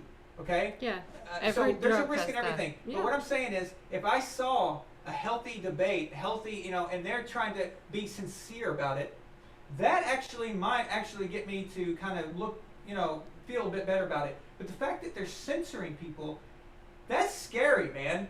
It's like, why? Why are you so afraid of anybody even talking about it? But let's get back to the NFL. Yeah. No, So- the NFL, yeah.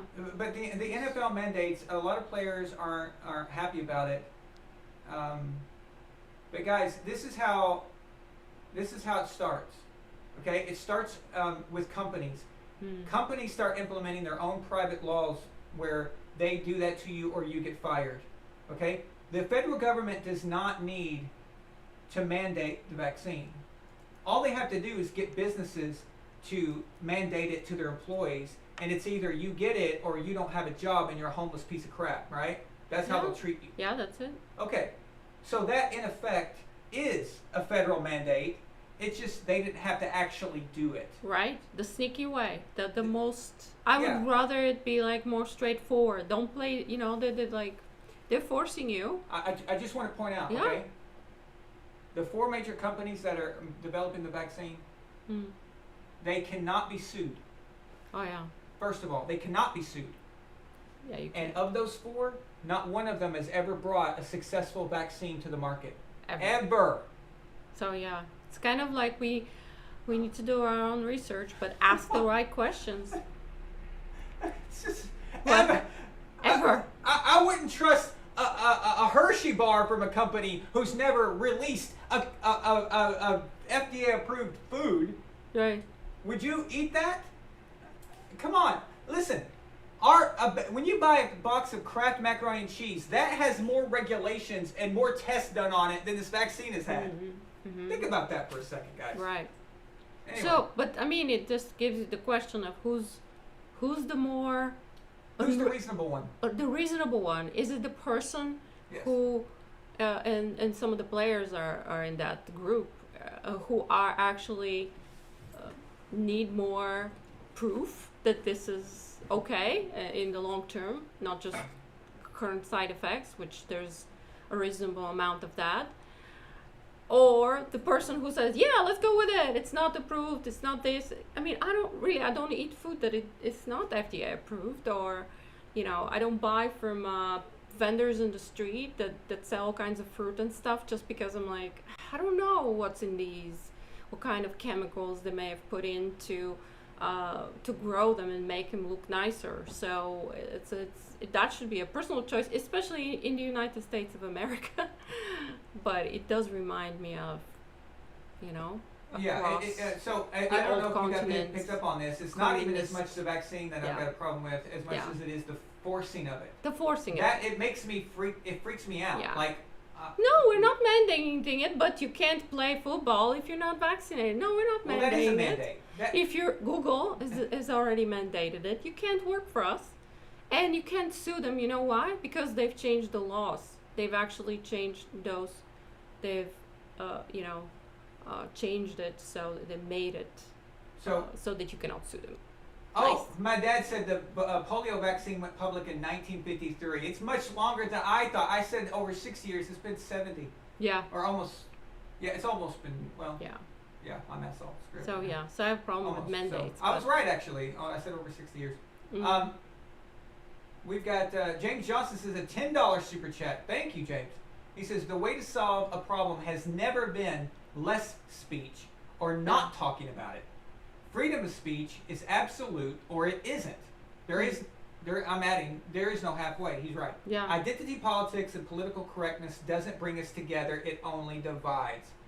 Absolutely. When you shut down any opposition, okay? Dude, this is just a sports channel, and what do? You guys see me all the time. I welcome people. Brady haters. I go on my videos, when they comment on my videos, and I say, call my show. Come on. Like, let's do it. Yeah. I don't want this to always be an echo chamber all the time. I Right. welcome the opposition, okay?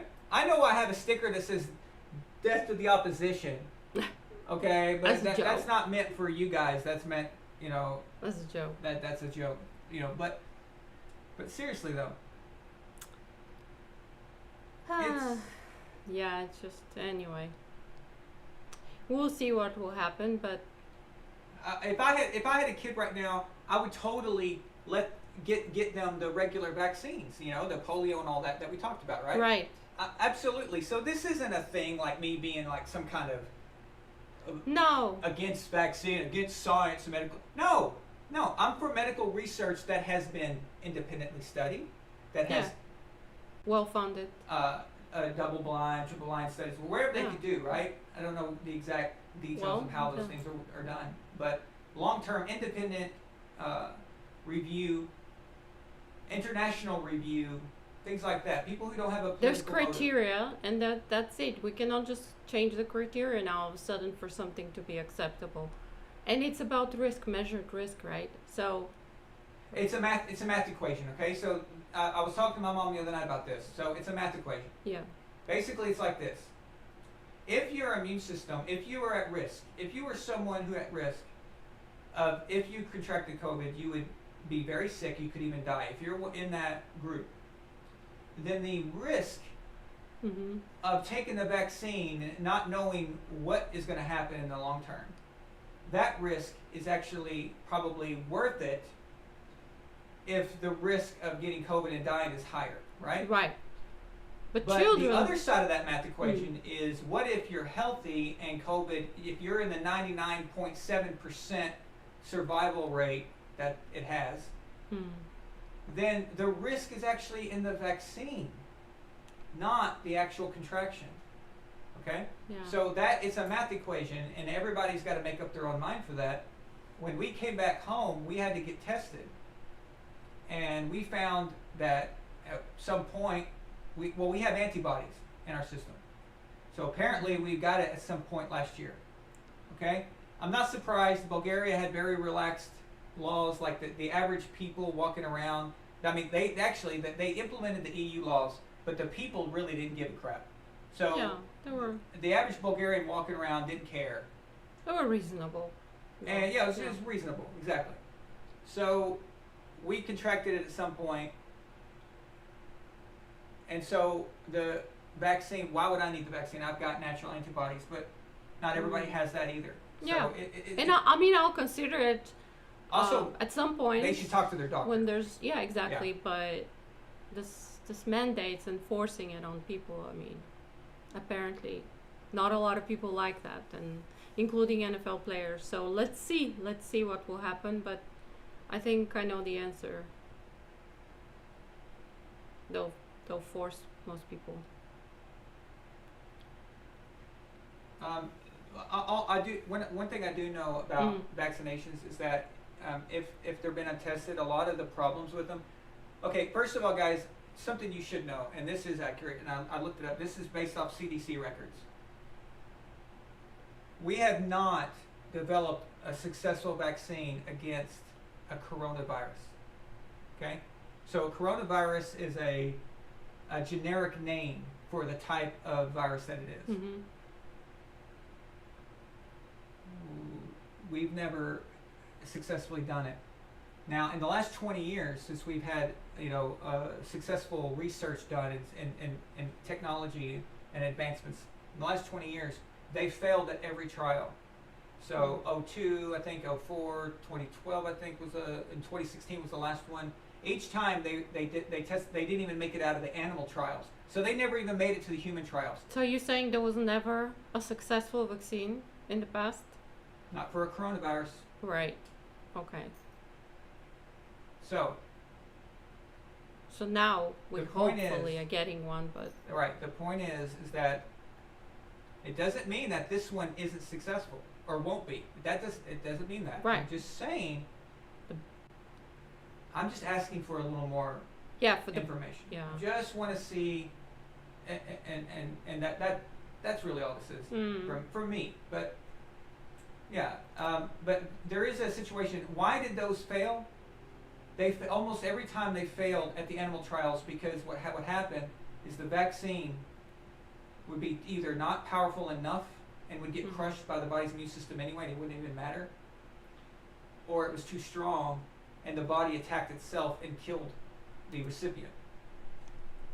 Of course, this being an animal. So, or it's just not effective at all. It could be that too. It could be it just didn't even work. Yeah, well, now maybe the scientists put all their. I mean, like they did. I hope it They works. put their everything into it, etc. But it's just not long enough of time for us to know with a certainty, and it doesn't make you have a lot of confidence. It doesn't improve your confidence level when you watch the head of the CDC talking on TV, on major TV, news channel that I watched the other day, and not answering with any factual evidence to most questions that were related to data. And it's just like, okay, I get it. We all want that and wish well and to be healthy and all. But why can't she answer these questions with actual factual data? It's because she doesn't have it. Well, they don't have it. Just It's be honest impossible. about it then. Be straight up. But no, whatever agenda is behind it, besides, the usual financial benefit to whoever makes those, I just need a little more of, data before I'm being forced to do something. personally, and I'm expressing a personal opinion. So Well, if it turns out that it's safe and it's effective eventually, yeah, clearly this one's not effective because people are getting it anyway. But eventually, if they do get it, well, that's a breakthrough, isn't it? it is That would mean That'd be that awesome. we've had a breakthrough in fighting SARS right. or coronavirus. Either one, whatever you want to call it. It's those are broad group names. Mm-hmm. This one's actually called COVID, Yeah. but its more generic name is under a tier of SARS, or you can call it coronavirus if you want. Yeah. But Yeah, but drop the moral high ground of saying you're the more reasonable and humane and worried about humans, because that could actually kill humanity. For example, Well, what if here's what I tell it people. had bad long-term effects? Right. Then you would actually damage humanity. If So, they ask me, Yeah. if I've been vaccinated, I say, you just say this, okay? You say, yes, I'm part of the COVID vaccine program, Mm. and they won't, and you'll say that I'm part of the control group. Oh, we all part of a big study, No, right? we're part of the control group. Okay. Yeah. So here's what I mean by this, and most people won't know what you're talking about. By the way, the control group in a study is the part of the group that was given a placebo or No medication. not given anything. Yeah. We're the control group, Mm. and in a few years they're going to want to know. They're going to want to test the blood of people in the control group. They're going to want to know how we fared against the virus versus people who Got the vaccine, were for example. injected. Right. Yeah. James Johnson says a $20 super chat. This guy's on fire tonight. He says, I'm in the medical field and my work forced me to get the vaccine because in a meeting my boss said we recognize it's a personal choice, but for those that don't take it, we have considered taking you off the schedule. So it's not a personal choice. We have reached the level of, I don't know what to say. I tell you, someone who's lived partly in that other society called socialist/communism, grew up in it, seeing this is like, whoa. Yeah. This is dangerous, guys. That's Because not listen, good. it's not just about the vaccine. Let's say the vaccine's safe and it turns out everything's okay, right? That's not the point here. Yeah. The point is that they've learned now how to force things on us. Mm-hmm. So what is it going to be next? So we gave that up. What do we give up next? What are they going to come for next? It's just the freedoms are It just shrinking. keeps getting knocked off. That's Yeah, what I'm saying. Shrinking. Freedom. So it's not even about if the vaccine is safe or not. In this case, this is about the principle. And it goes back to what I was saying about Bruce Arians. Yeah. It's like him implementing this colored armband thing. This is Nazi Germany, man. I mean, identifying someone. This is making a black person sit at the back of the bus.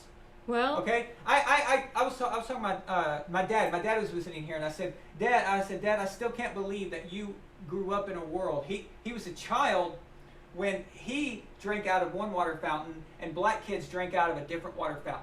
Yeah. Now it's gonna be like that. Vaxxed and non-vaxxed, And- two different fountains. Right, and I said to Dad, Dad, you remember when I was a kid on the playground? What would you have done if somebody walked up and said, your 5-year-old son couldn't use that water fountain. He's got to go use the other one with the white people. How offended would you be?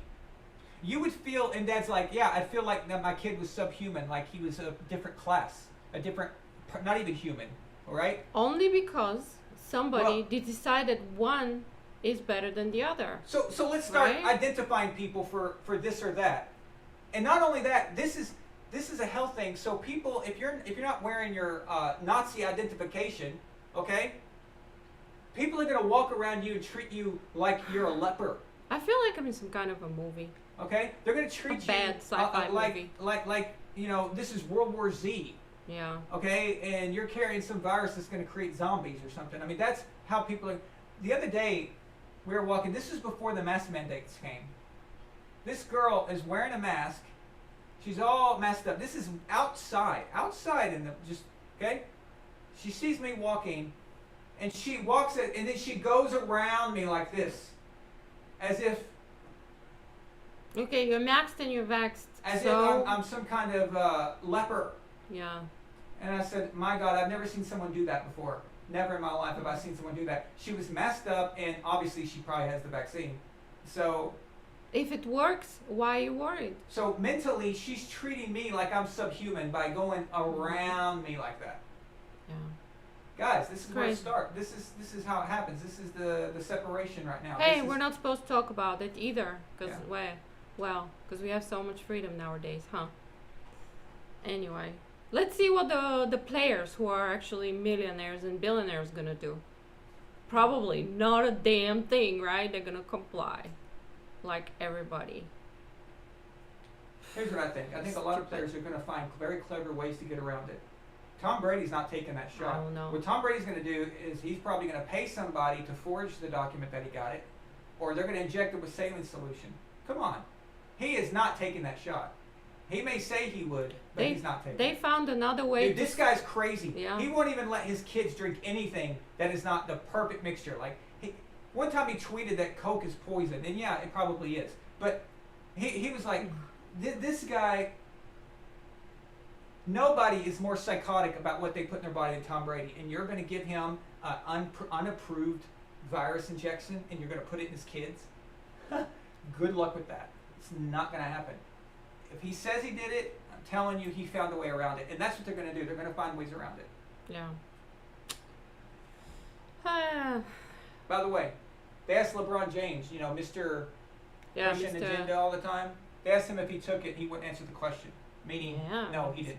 This is, I mean, they're trying to make it political too, but it's not. Everything's political. I mean, now.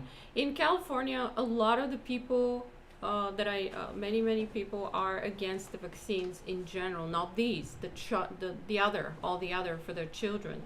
They're very much into health food and health concerns, etc., etc., and wouldn't touch medication for the most part and use alternative methods. Tom and Giselle's one of those type. They don't want their kids even getting the polio vaccine and all Right. that stuff. So Yeah. Florida, California is like that, very much so. But now, with this, there's this, it's very controversial. But anyway. Another one he won't take it is Novak Djokovic, Yeah. or at least as far as as recently as I know. Okay, well, enough of this. Yeah, enough of this. I mean, I think we made our point, but just to sum up, it's not that the NFL wants the players to get vaccinated. My problem is how it's being implemented. I don't like labeling people. I do not like putting labels on people and separating people in society. It's the same reason why I don't like the removal of Indian stuff from sports teams. It's why I don't like the removal of black people from our food products that we grew up, knowing and loving these products, because someone might get offended. But you I can don't always, like separating us. Yeah. Okay, I don't like it. We should be Americans. We should be one united group. You can always find a way of looking at things in a negative way. Yes. But I don't think that's what it was intended with any of these products and team. But we've talked about this a lot, and people use it for their own agendas. So it's the When you world we name live your in. team, Yeah, when you name your team after an Indian tribe of any form, or even Yeah. a nickname, it's because you are honoring them. yes, Okay. for the bravery, whatever it is, that we all know. Why do we play Indians when we're kids? Because we think it's cool. Because We dress up as Indians as It's- children because we you think know, it's cool. it's not 'cause Exactly. we Yes. we want to Yeah. we have a negative feeling about them, but No, we dress up as Indians as kids because we hate them. because we hate them or Be- because we think yeah, I don't know. But people find a way to twist things and make a point and argument, and then they get their way. So, and politicize everything. Listen, the government,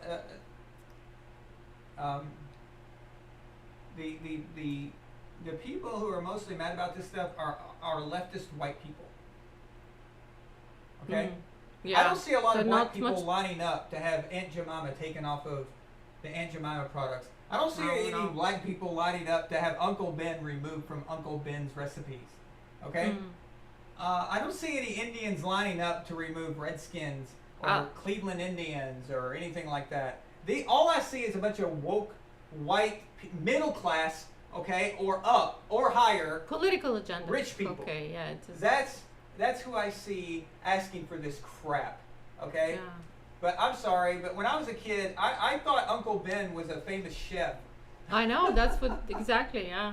And Aunt seriously. Jemima created the brand, or And I thought Aunt Jemima was actually a famous cook. You know, Cook that who- made the recipe or created right, it. right. I thought she And was the inventor of it. I still don't see how it could be put in a negative way, but I guess they always find a way, like I was saying.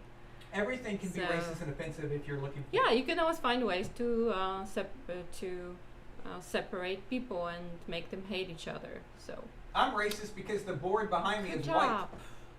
Yeah. But anyway, let's get away from these topics that are so white. All right. unpleasant and stupid, honestly. This is funny. Yeah. All right. The next, So the- what else? The next thing you know, the Cowboys is going to be offensive because it's Oh yeah, Kyle's it's, just it's singling out a gender. It has the word boy in it. Oh yeah, it could be. It's got to be the cowgirls, you know, like Well, it can't the be Boy that either. Scouts. It's got to be The Boy Scouts. the Boy Scouts. The cow gender neutrals. Yeah. And Yes. what about the Boy Scouts? That was renamed already, from what I know, right? Okay. I don't know. All right. Pretty soon the name Lovely Patriots, topic again. They're going to come out of that. So stupid. Yeah. All right, fine. So what do you guys want to talk about, right? Did you guys see that garbage of a preseason game the other night? The Cowboys and Steelers. All right, I'm coming out of retirement, baby. All right, I could kick better field goals than that crap with my That's eyes right. closed, and you could cut off my toes, and I could still kick more accurately than that. Unbelievable.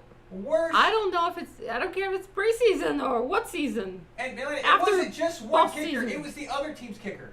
Yeah. What is happening? Is the NFL having a shortage of kickers?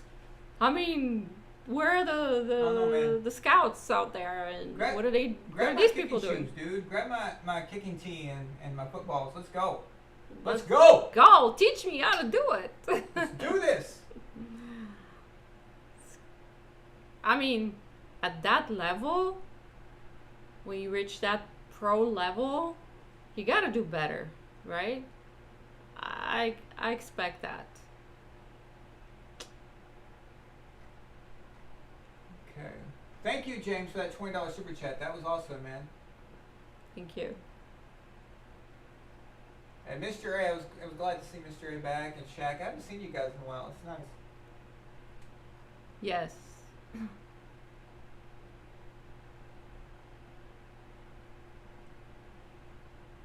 The name Guardians sucks. You know why it sucks? Because it's not the Indians. Mm. They're not the Cleveland Indians anymore. That team is dead now. For officially, there is no team. Cleveland Guardians is an expansion team. That's what that is. Just like Washington. The Redskins' legacy, their Super Bowls, everything they did, everything they accomplished is gone. This is a new team now, a new entity. You can't just... Where are the Oilers, Houston Oilers? Do they exist anymore? Oh, I know. They're the Tennessee Titans, technically, right? No, they're not. The Tennessee Titans is an expansion team that came around in the 90s. For all intents and purposes, the Titans are a different team. They're their own team.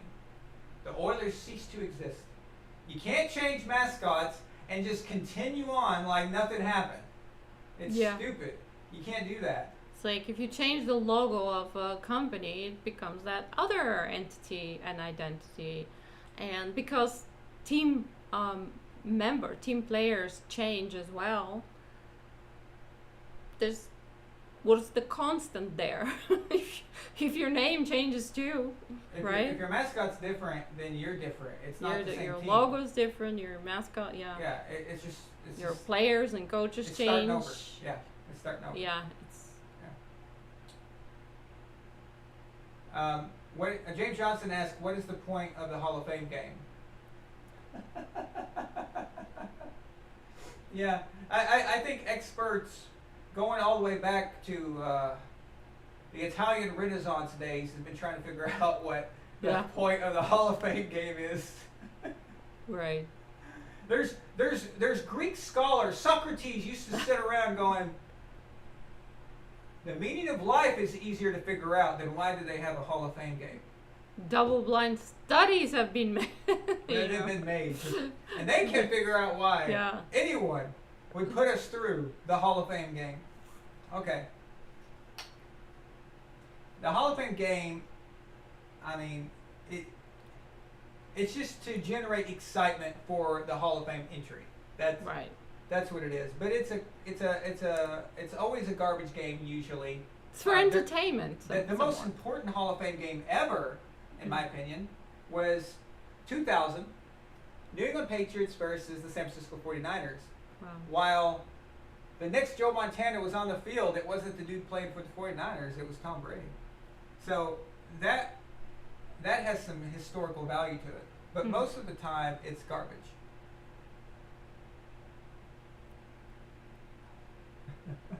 John says, we need VAS, art of the Greek scholarship, sitting around trying to figure out the point of the Hall of Fame game. Yeah.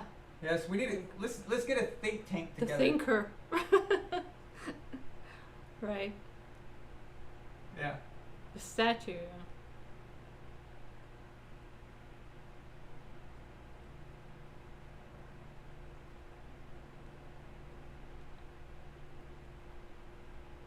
Hey, Pickle Dick, you seem to have trouble with the term "might as well be" or "basically" or "almost" or "nearly." I didn't say it was exactly the same. It's not a false equivalency at all because I didn't make an actual equivalency. I just said the way people view them, they might as well be a new team. They might as well be. They might as well be because nobody. Oh, really? So when you watch the Washington football team, you're seriously thinking, "Oh, that's the Redskins that won 3 Super Bowls in the '80s." Bull crap! You're lying. Okay? Nobody looks at the Titans, watches a Tennessee Titans game, and goes, "Oh, that's Warren Moon's old team." You don't think about the Houston Oilers. You don't think about the Oilers. Come on, this is stupid. Nobody's ever going to watch the Cleveland Guardians and think of the Cleveland Indians. Nobody watches the Washington Wizards and thinks of the Washington Bullets. It's a new team. It's a different team. Okay? And those players are not always going to be there anyway. So the only thing that keeps a team's legacy intact is the mascot. Yep. That is the one enduring factor. That is the one thing that never changes in the legacy of the team. Yeah. Okay? The Cowboys are the Cowboys. They've been owned by different people, but they're still the Cowboys. You change the mascot. You can even change the city, and the team is still that team. You can move the Rams from L.A. to St. Louis, and then back to L.A., and it's still the same Rams. It's the Rams. The Rams are the Rams. Right. But you can't change the mascot and expect everybody just to think that that's the same team and follow it. So are they going to redesign the Lombardi trophies that the Redskins won, the 3 Lombardi trophies, and write Washington football team on there? Of course not. They're going to say Redskins on them. And all the gear that every fan has ever bought that has the Redskin mascot on it, well, now that doesn't mean anything. Right. The Redskins could have moved to Austin, Texas. They could have moved to New Jersey. They could have moved to Maine. They could have moved to Timbuktu. It doesn't matter. They would still carry the Redskins' legacy in the Super Bowl victories with them. But once you change that mascot, it doesn't matter if you're still in Washington. It makes no difference. It's a new team. That's it.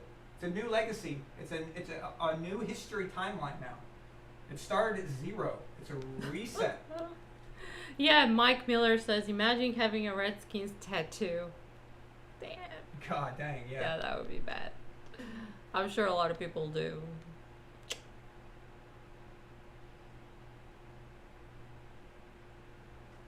The reason I saw someone ask, it's Tiffany asked, how come the Redskins have not? How come the Washington football team's not chosen a name? Because that's Dan Snyder sending a middle finger to everybody who made him change the name. Okay. They don't dare change the name. Anything they pick, like right. You can find something negative and offensive about anything. Right, pretty much exactly. That's what he's saying. So yeah. Snyder, he has always maintained that he would never change the Redskins' name, and he finally did. But he's mad that he had to. So in defiance, he's literally saying, "Well, f all of you. I'm just going to call it the Washington Football Team, Generic. the most generic, boring name you could possibly think of." Yeah. And do something with that, because no matter what I come up with. So it basically, he's actually, that's a protest of his. Is why that team name is like that. Yeah. At least that's what he did at first. Come on, you don't think they could have come up with a mascot? They have millions of dollars of focus groups and artwork and all kinds of people proposing. They could have come up with something if they wanted to. It doesn't take that long. They could have done it last year. They could have had it in time last year. He did that on purpose.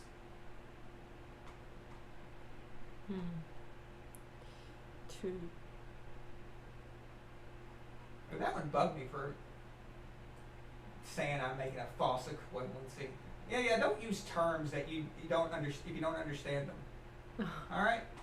I'm sorry, but I'm not always an asshole, but that one bugged me for some reason. All right. James Johnson sends $10 super chat. He says, switching topics to the mental health in sports. I'm not saying that athletes don't have pressures or anxiety, but maybe they should invest their millions on the mental health or stop playing. Are you referring to Simone Biles in the Olympics and then Aaron Rodgers piggybacking off that? I'm guessing. Yeah.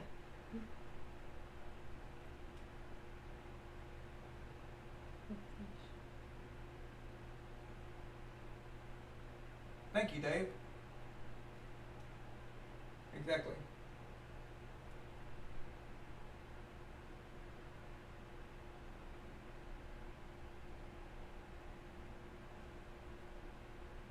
James, could you elaborate real quick? Let me know what you're referring to.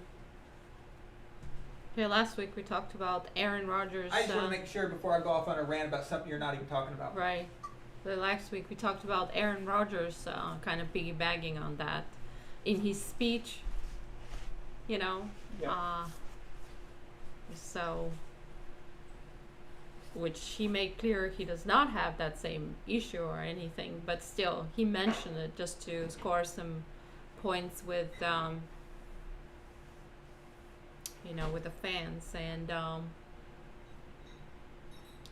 piggybacking on someone who probably is going through something difficult. It was just not a bad.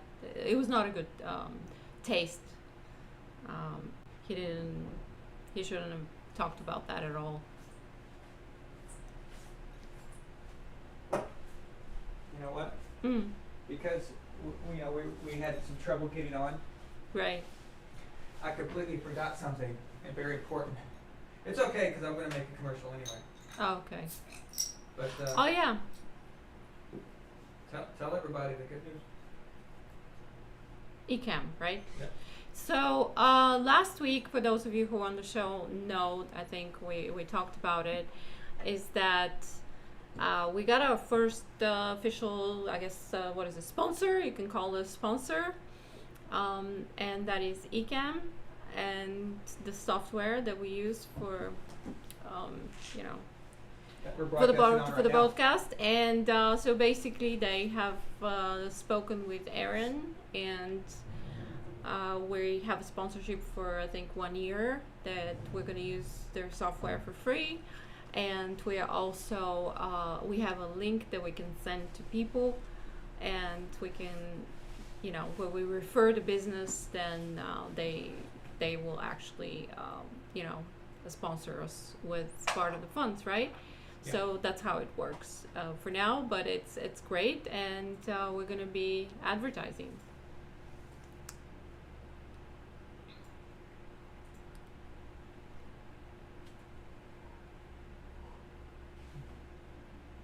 Cameras went a little wonky on me there.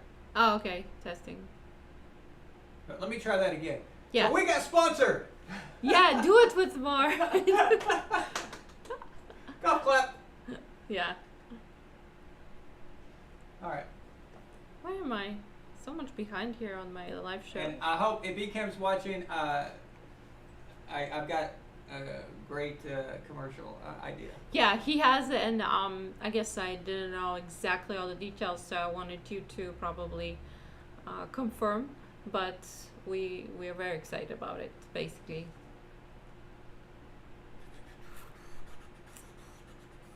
And like I said before, I told this story before, but they. This is all fuzzy on my screen. I don't know if it's. Yeah. Okay. Okay. It was doing this weird auto focus thing. When the sun went down outside, it switched to our studio lights. Oh, okay. And then it like wigged out. And then me getting up and walking in front of the camera like that, it freaked it out a bit. Mm. So. Okay. So did James answer what he was referring to? I didn't see because I lost. I had to reset. Shaq says, "Hey everybody, Aaron Rodgers made a great throw into a net in practice. Yay!" By the way, I saw an interview with Alex Smith, Max Kellerman, and all those idiots were interviewing Alex Smith about the Mad thing, and they kept saying something. And this is a legitimate question. Okay, I'm not being rhetorical on this one. But they said, all kept saying that Patrick Mahomes does things that we've never seen before, that nobody's ever done. Yeah. What?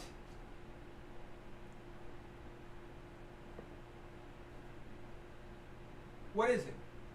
What? Torque? Some kind of torque we'd never seen before. Oh, Brett Favre had way more torque than Patrick Mahomes. And then in his John life, Elway had more torque than Patrick Mahomes. Right, and Brady has achieved more. Hasn't Brady achieved more for that same period of time that Patrick Mahomes has? I'm not even being a hater. I'm just asking the question. What is it? Yeah. Why do they keep repeating this? It just sounds good, but I don't know. Some kind of a... What is he doing that we've never seen before? I need to know this so I can focus on it. Facts, guys. What are they talking about? Right. I swear to God, it's not being rhetorical. I'm actually asking. I want to know what the hell. I got it. I'm piggybacking from Shaq. He throws a sexy incompletion. It's gotta be that. Well, I can throw a sexy incompletion. I can sit here and just. Where's that damn ball at? I don't know. Let's try the sexy incompletion. Yeah. Well, there it is. I don't want to take it out of its case. But I can sit there and go, yeah, and then hope that it goes somewhere and then be called awesome, I guess. So, cool. Yeah.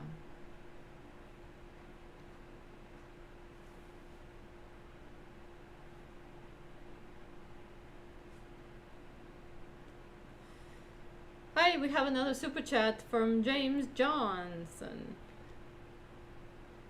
Damn, James. James tearing it up tonight. James says, yes, all these athletes complain about the anxiety and pressures they face, but forget that no one is forcing them to play sports they chose and could stop at any point, also invest their millions on something like mental health. Okay, so I was correct. He was referring to the recent stuff regarding that. Okay, so James, to be quite honest with you, I don't know Simone Biles specifically, her situation, or what caused her to do that. Mm. I've heard like 3 or 4 versions. And, I mean, do we really know exactly what happened there? So I'm not talking about her specifically. I do know that she's won a lot. And so I was surprised to see that. I was shocked when she had a bad vault. Okay, so yes. It was a bad vault, but so when she stopped or came off to the side and didn't get back on, I thought it was physical. I thought she popped her ankle or something like that, right? Mm-hmm. And then she said that they released that it was something to do with mental health. So I thought, okay, maybe she had a case of vertigo, and if you had vertigo, you certainly can't be flipping because you can break your neck like that, right? It's very dangerous. And that was just me thinking that. I didn't hear that. But then I found out, no, it was actually even different kind of mental health. It was the other kind where it's the way your thinking process and how you feel about things. Wow. I don't know. I mean, she left her teammates, but if she felt like she couldn't land a good ball or wasn't mentally there, I guess, I don't know. Do you take yourself out of that if you don't think you can win gold? Who knows? But yeah, the other girls picked up the slack. I know that. So that's great. I think it just shows how well-rounded we are when it comes to that. On the Olympics, the gymnastics and that particular gymnastics. Of course, we're not as good as Bulgaria and Russia and stuff at the artistic stuff. Yeah. But we are good. We're great, in fact, at the regular. Well, I call them regular gymnastics. I'm sure there's a technical term for it. But yeah, we're well-rounded in there. But the problem, I'm going to talk about is when Aaron Rodgers mentioned this and he invoked Simone Biles. First of all, he had no right to do that. Yeah, okay? Nothing to do with it. He was trying to do that to justify his own position. He was implying that. Okay, it's like when a lawyer says something in court, and he knows the judge is going to overrule it, and strike it from the record. But the cat's been let out of the bag. The jury heard it. It's going to influence the jury. Right. It doesn't matter if it's stricken from the record. Okay?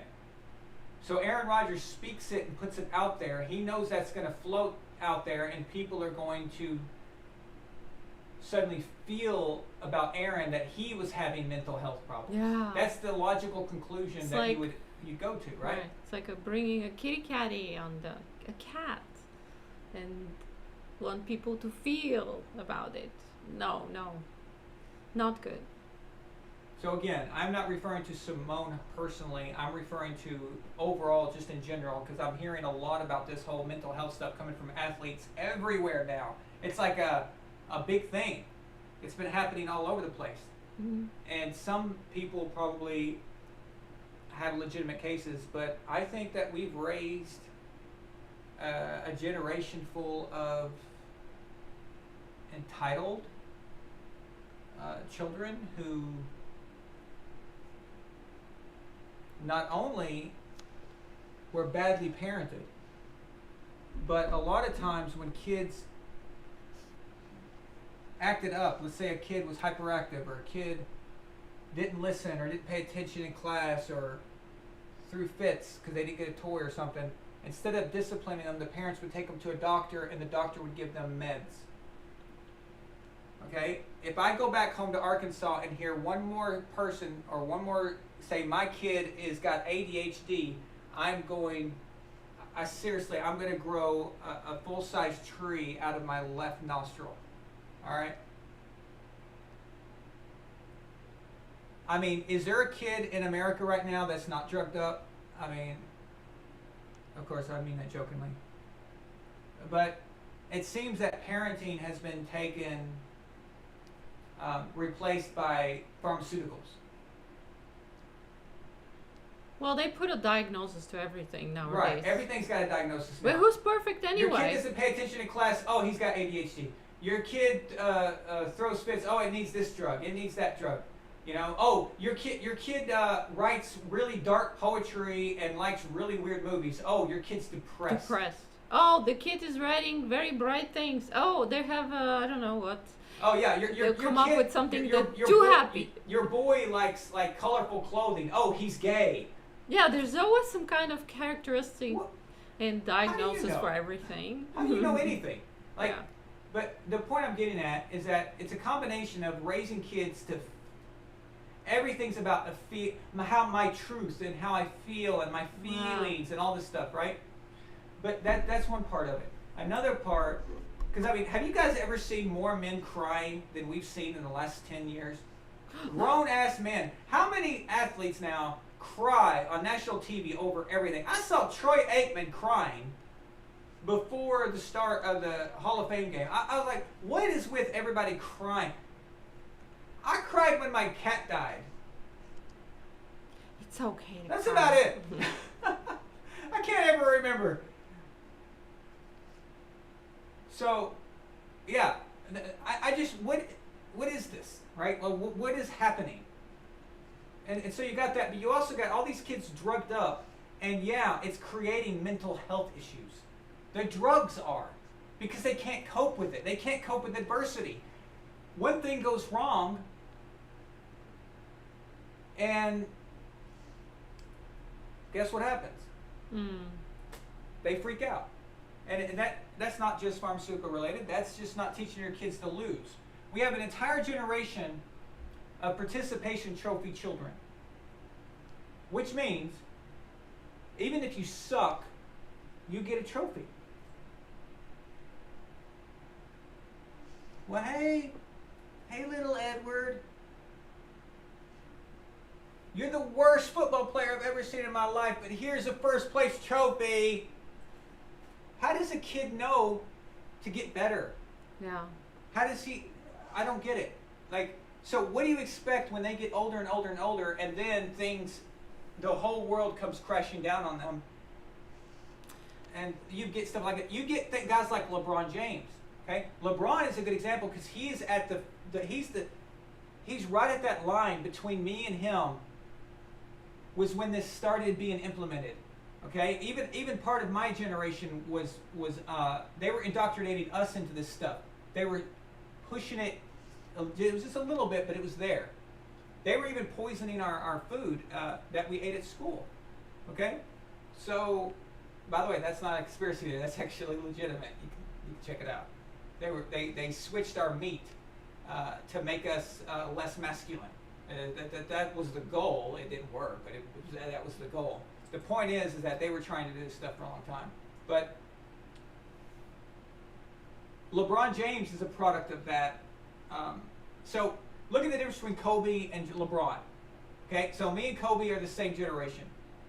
And then look how LeBron acts. LeBron has none of that killer instinct, none of that, I'm going to get better than you. I don't want to join you. I want to beat you. Okay? Kobe has that. And everybody before Kobe had that. You watch Scottie Pippen talk, Dennis Rodman, Jordan, all those guys. They say, would you join up your biggest enemy? Larry Bird says, no, I wouldn't join Magic Johnson. I want to beat Magic Johnson. Magic says the same thing about Bird. That was how this was. That's how we grew up, right? For the most part.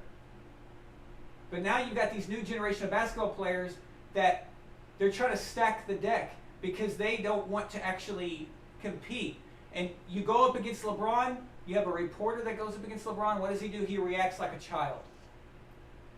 And that's what we're seeing from guys like Aaron Rodgers. Now, Aaron Rodgers is a little different. He's actually going through some kind of weird midlife crisis thing where he's acting like he's a millennial, like a 20. He's acting like he's in his 20s right now, mentally and emotionally. I don't know what the hell happened to him, but I actually prefer the old asshole Aaron Rodgers over this feeling woke, my feelings, my truth type of Aaron Rodgers that he's been acting like. But anyway, that James, I hope that answers what your question or what you're asking. But I think that is the biggest issue. Is that this was a generational problem. It's we did this, and I say we as in, well, my generation are the parents now, and this is what you get when you raise a bunch of kids who've never heard the word no, and have never heard the word you lost, or the term you lost, and they've never heard get better, and that this is what happens.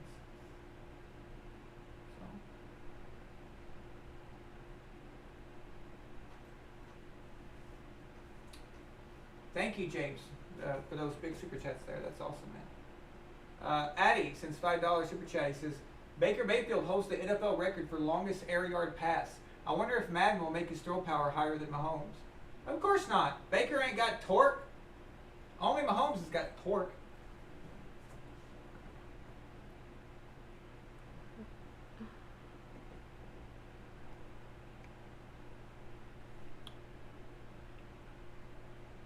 Throw left-handed and no-look passes.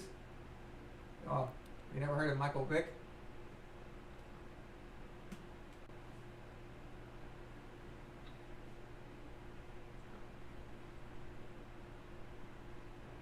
Maybe they should create a stat in Madden for getting credit for running around. See it twice. Thank you for renewing your membership, man. Thank you. Awesome.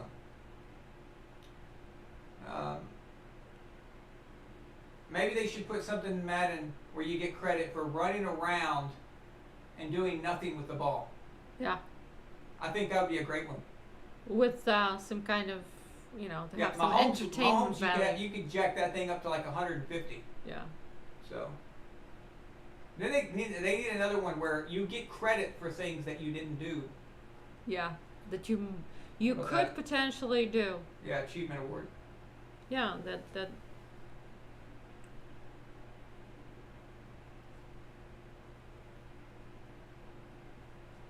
Dude, Mahomes is not doing anything that I haven't seen just in my Yeah. lifetime.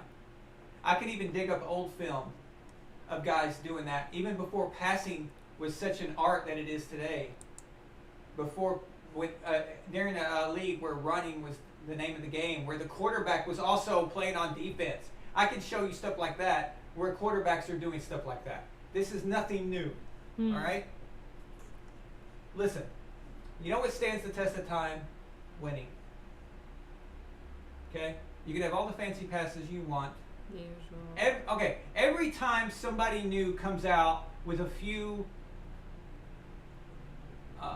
flashy things, Max Kellerman claims that that's the best he's ever seen. He used to say that about Aaron Rodgers. You guys remember?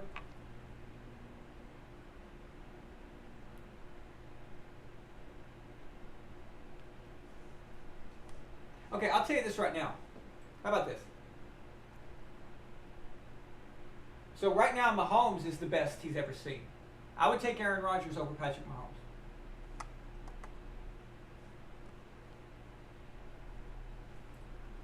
How about that? Yep, we can have that debate.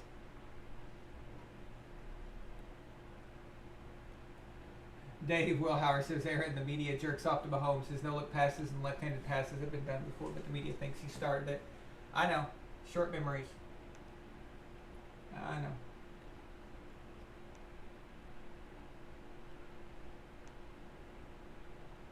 Tiffany, I'm not really sure, actually, about that. I don't know. You mean twisting around? Well, it causes you, but I'm talking about if you had like natural, if you have a bad case of vertigo just standing still. Imagine trying to launch yourself and do flips. You're not going to know where you are, and you could break your neck doing that, or just breaking any part of you. It's very dangerous. So again, I am not making a judgment on Simone Biles because I don't know enough about the situation. But I do know that Aaron Rodgers invoking her name, that was pathetic. He shouldn't have did that. Mike Miller asked me, what do I think Bill and Tom think of each other behind closed doors?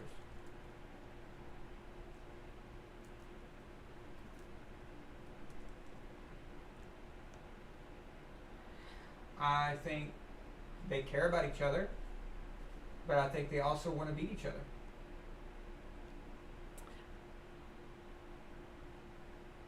I think we have a new member, or I would say I would feel the same way. I would want to beat my old coach if I was on a new team, and I know that's not exactly what you're asking, but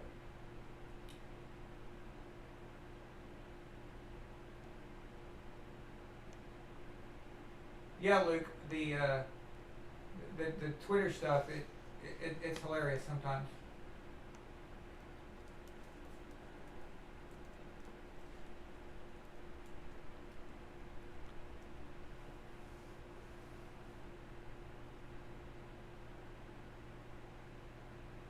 Did you see a notification for see it twice joining? Yeah. Oh, okay. I wasn't sure. I think it does that when Oh, I see. He was already a member. each month. I think when it renews, it does that. Oh, okay. So he must have joined at this time of night at some point in the past, and it renews at that exact time. Oh, I see. Because I saw Jalen's come up too.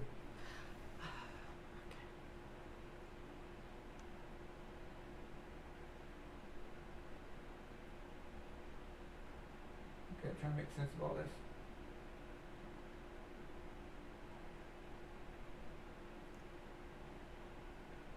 Right, Luke. Exactly. So Luke says, if you understand the game enough, you'll recognize which stats and data are more meaningful than others. The value of that account is that it shows that Brady is statistically comparable to others. Exactly. Stats have to be part of a conglomeration. They have to be, okay, so you have to, if they have to answer a question. All the stats combined have to answer a question, which is, what did it amount to? What was the result? Did the result matter? Okay? I don't give a crap that Matthew Stafford has how many zillion yards. I don't care. They equal nothing.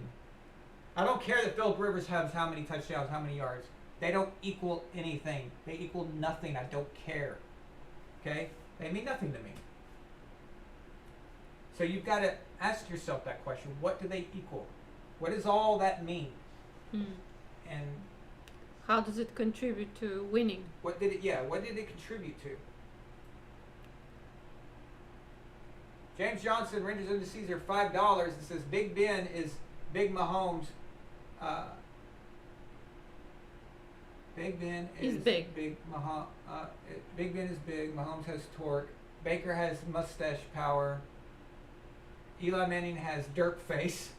Peyton has Omaha forehead, and Brady has goat power. Hell yes. I love it. Yeah. I love that somebody posted somewhere a mirror, and Tom Brady looks in the mirror and he sees a goat. Oh, wasn't that awesome? So cute. That's awesome, dude. Yeah, somebody posted that. Yeah, that's freaking cool. And yeah. also, I love. There's a cute one too, where someone shows Drew Brees is a baby, Peyton Manning is a baby, Mahomes is a baby, and then it shows Brady is a baby, and it's a baby goat. It's a baby goat. Those are cute. I love that. I was like, looks in the mirror, it's a goat. Amazing.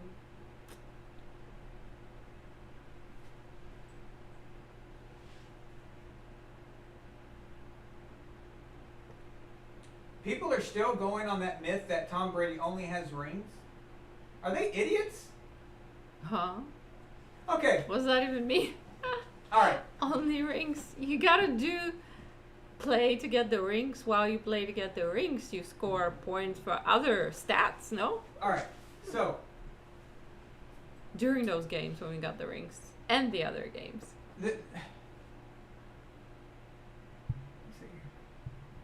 So here's the deal. People have held on to this belief that Tom Brady is all rings and no stats. Ooh. Okay. So what they do is they say that Tom Brady only has team achievements. It's a way to discredit him, because a Super Bowl victory is a team achievement, correct? All right. How many quarterbacks have 3 MVPs? Regular season MVPs. Mm-hmm. 3 or more.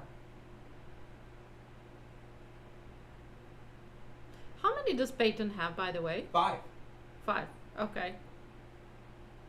Okay? MVP is the #1 award for stat whoring. Ah. Okay? It is the stat whore award, meaning True.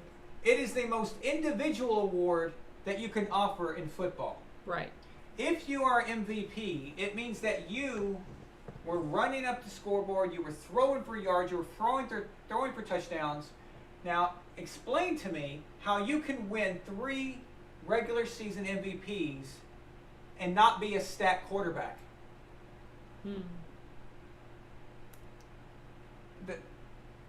it's idiotic. Yeah. Okay? And now, another thing. If Tom Brady was all about Super Bowls, just Super Bowls, and that's what he was, a team achievement, then how come of his 7 Super Bowl victories, he was the MVP of the Super Bowl 5 times? Yeah. 5. 1, 2, 3, 4, 5. 5 times he was the best player in the game. Best player, meaning individual. So he's got 5 Super Bowl MVPs and 3 regular season MVPs. How on earth, with any form of logic or common sense, how could you utter the idea that he is just about rings, just a ring-winning quarterback? That is beyond insanity. Now, I mean, you've got to be either the most ignorant moron on the planet or you are just a hater. You just refuse to see the truth. But he's right, though. Luke is absolutely right. We see this a lot on websites. It's insane.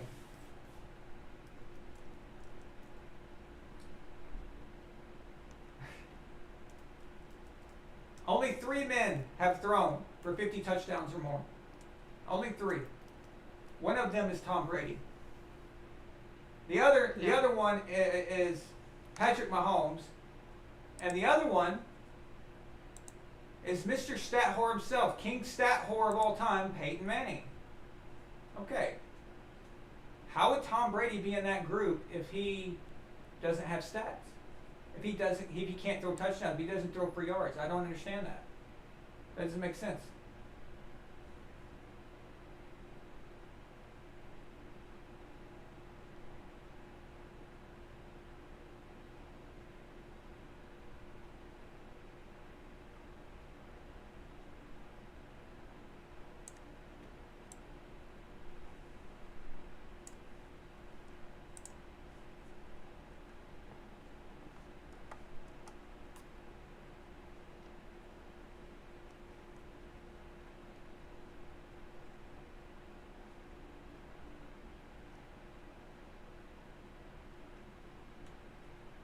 Try to catch up with you guys here.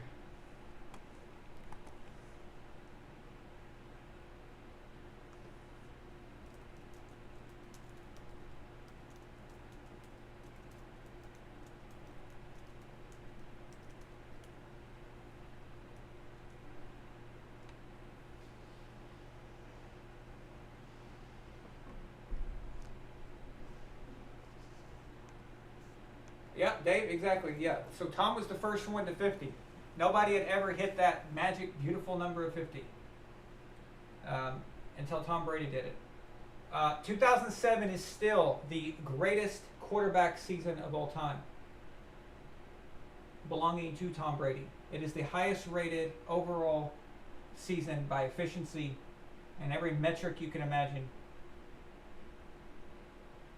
Why? Because not just because of the stats individually themselves and what they turn up to. That's obvious. But not just that, but they equaled a 16-0 season.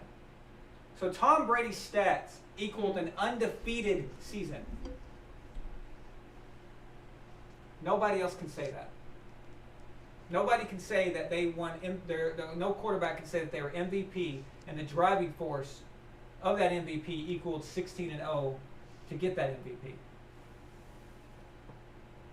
It will always probably be the greatest quarterback season of all time, a regular season of all time, is what we're talking about here. So, Drew Brees, a very famous stat whore himself, has actually never won MVP before. Think about that. So, Brett Favre's won it 3 times. Aaron Rodgers has won it 3 times. Tom Brady's won 3 times. And Peyton Manning's won it 5 times.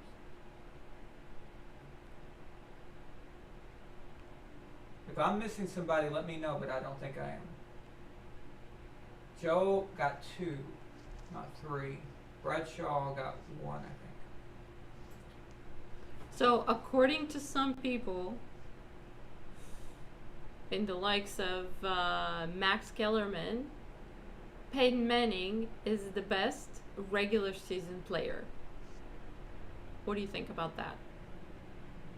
That Peyton Manning is the best regular season player? Yep. Yeah. Yeah. Yeah, that's true.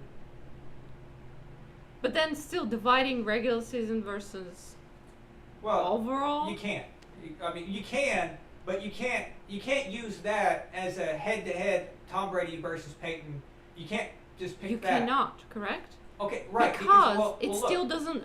Being better at the regular season, if you're still not overall best, it's still not good enough, right? Well, right. Well, see, here's the thing that also is missing from that. When we say that Peyton is the best regular season quarterback overall, right? Well, it's obvious. He's got 5 MVPs. MVP is a regular season award. Right. Okay? So. But that's not the stands to reason, yeah, right? All right. Mm-hmm. So. But Tom is right behind him. Right. So it's not like it's Peyton up here and Tom down here. It's Peyton's up here, and then you've got Tom and Rodgers and Favre and guys like that. They're right there. Okay? It's not like it's a runaway freight train or something. But then let's go to playoffs. Tom Brady's here. Yeah. Everybody else is here. Yeah. And then it starts. So what does that tell you? Okay? The importance Stats, of wins, rings, championship appearances, championship game appearances, Super Bowl appearances, everything you can imagine. So combine the two, you've got a Tom Brady who is far and away the best at the playoffs, mixed with a Tom Brady who is right under number 1 in the regular season. Okay, we'll do that equation. Get your average out of that. Mm. And then you take Peyton's average, number 1 at regular season, but way down here when it comes to elite quarterbacks of the playoffs. Yeah. His average is going to bloop. He's going to Peyton's going to lose out to Montana. Yeah. Why? Because Montana's got 2 MVPs, so that gives them a leg up, but Montana's got 4 Super Bowls and 3 Super Bowl MVPs, and that changes it. That changes the game right there. It changes it. So yeah, he's the best regular season quarterback of all time. Okay, and that's a great achievement. It really is. It's amazing. And that's why Peyton Manning, in my opinion, is one of the top 3 greatest quarterbacks of all time. Right. All right, that helps him. But Tom Brady is so far away above everybody else. It's a joke at this point to even utter these blasphemies. I'm serious. How can anyone say this? that Tom Brady is not. Anyway, it's just beyond idiotic at this point. Right. It's interesting though, because you would think someone who is, so good at the regular season, it's just about that much off overall. But no, the difference then, the gap is it's so huge that makes you wonder of the importance of that award overall. Well, it used to be, an award that was up for grabs for anyone who was a running back or a quarterback. Now it's strictly a quarterback award. Right. And the reason is because the quarterback is that important now. It's you ain't got a quarterback, your chances are very slim of having consistency. Speaking of quarterback, what do you guys think about Josh Allen getting paid? Oh yeah.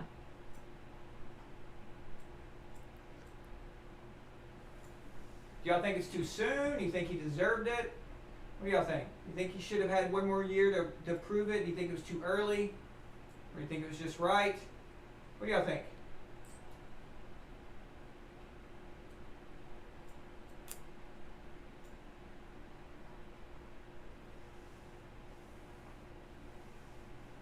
Maybe you should elaborate for those who don't know, or if there are any thank you. viewers who. So Josh Allen just landed a monster deal. He got $150 million guaranteed. Yeah. That is money that you give to somebody who just won you a Super Bowl or 2. That's a guy who is coming off an MVP, stuff like that. That's Aaron Rodgers, Tom Brady, Patrick Mahomes money. That's Drew Brees money. Even even him. So It's huge. Josh Allen did take the Bills to the AFC Championship game, and they have been a dumpster fire since the 90s. They were okay in the early 2000s for a brief moment, but I think was that 99 or 2000? I could be confusing them, but they haven't been good in 20 years, right, or so, a little under 20 years. So him making them good, it's kind of like if Baker Mayfield took the Cleveland Browns AFC Championship game. But is it worth $150 million guaranteed? Is the quarterback position is important, but is Josh Allen Worth that. that type of guy? Is he that guy? Is he the guy that you pay that can carry you like that? What do you guys think?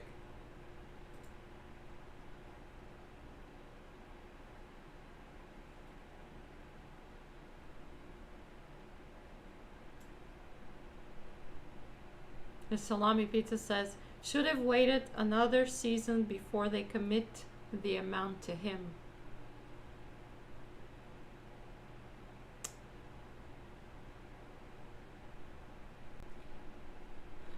Some random Patriots fan, Josh Allen does have that potential though. The Cowboys with Prescott though. Laughing.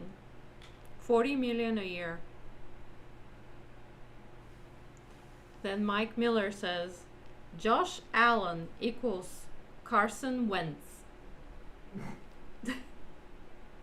What? Really? What?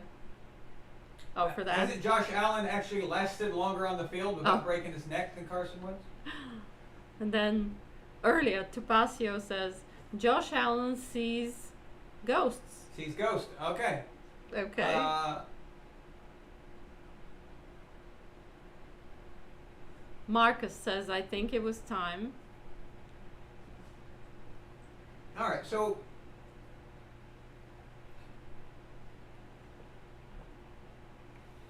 here is what I think, okay?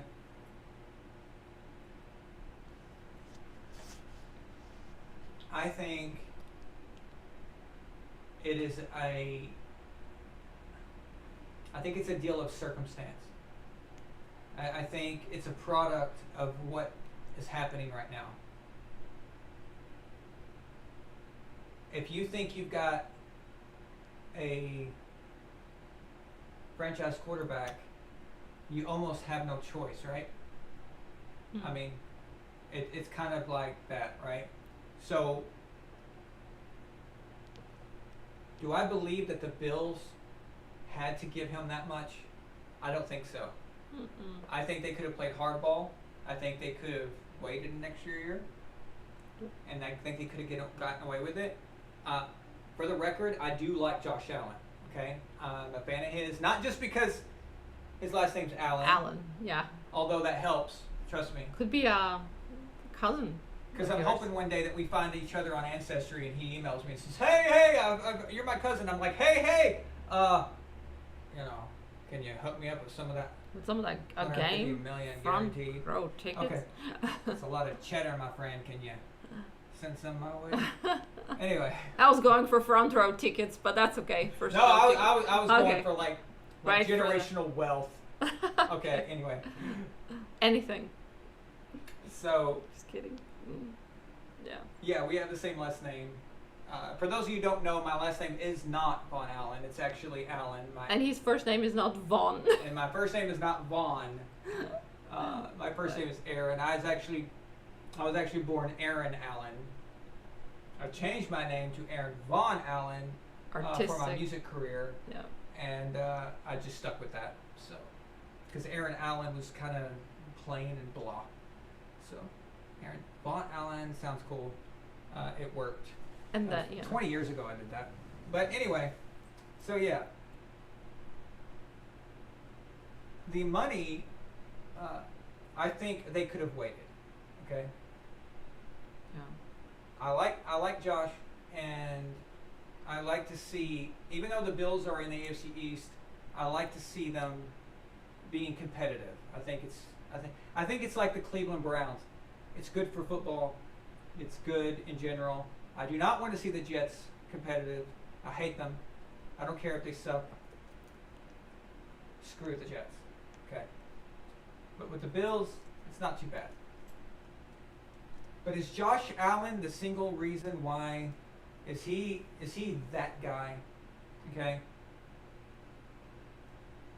I don't think Lamar Jackson is that guy. I don't think the Ravens can rely on him to take up 20% of the salary cap and it still be an effective team. I don't think Josh is either. And I know, oh, well, Lamar Jackson won the MVP. Well, okay. But guys, a quarterback who makes this kind of money has either won you Super Bowls already, or is one of those type of guys that is just so rare that you already know they're going to go to the Hall of Fame. Okay? Like Patrick Mahomes. Like Patrick Mahomes. Patrick Mahomes will go to the Hall of Fame, absolutely. Yeah. Okay? He's already won a MVP, regular season MVP. He's already won a Super Bowl MVP. He's thrown for 50 touchdowns in his first year starting.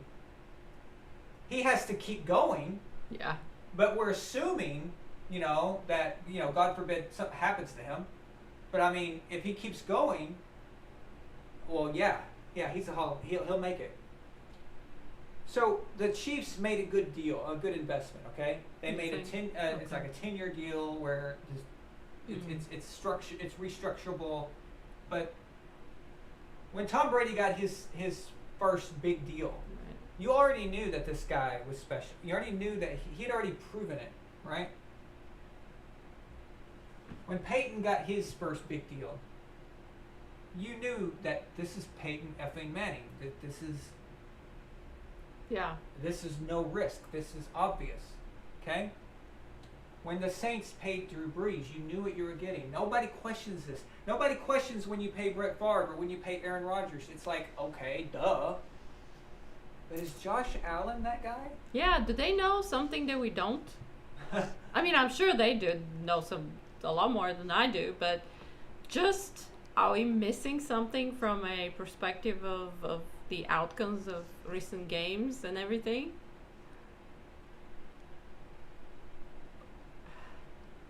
So it's a little premature, correct? Well, that's what I'm wondering. What you think. If you feel, okay, how about this? It's about value for what you get, right? I've always said this. How do you value a painting? Okay? How do we put a price on a painting? This painting of Gronk right here, how do we put a price on it? What's it worth? Is it worth $10 or is it worth $100,000? If I'm willing to pay $100,000 and I feel like if this thing gives me $100,000 of happiness and I feel like I'm getting a return on my investment from this, it's worth $100,000. Okay? If they feel that they can get $150 million guaranteed back out of Josh Allen because having him will sell tickets, it will sell merchandise, it will get them primetime games. If they feel that he's going to get them to another AFC Championship game and multiple AFC Championship games and more, then I guess for them it's a good deal. But if we apply that across the spectrum of NFL history and what we know, maybe I don't do it. Were they trying to lock him because they idea, thought like maybe he'll go to another team? Right. Like there's a lack of good quarterbacks right now, of the ones that have a very high potential. That's a good point. I mean, see what's happening with the Patriots and all that. So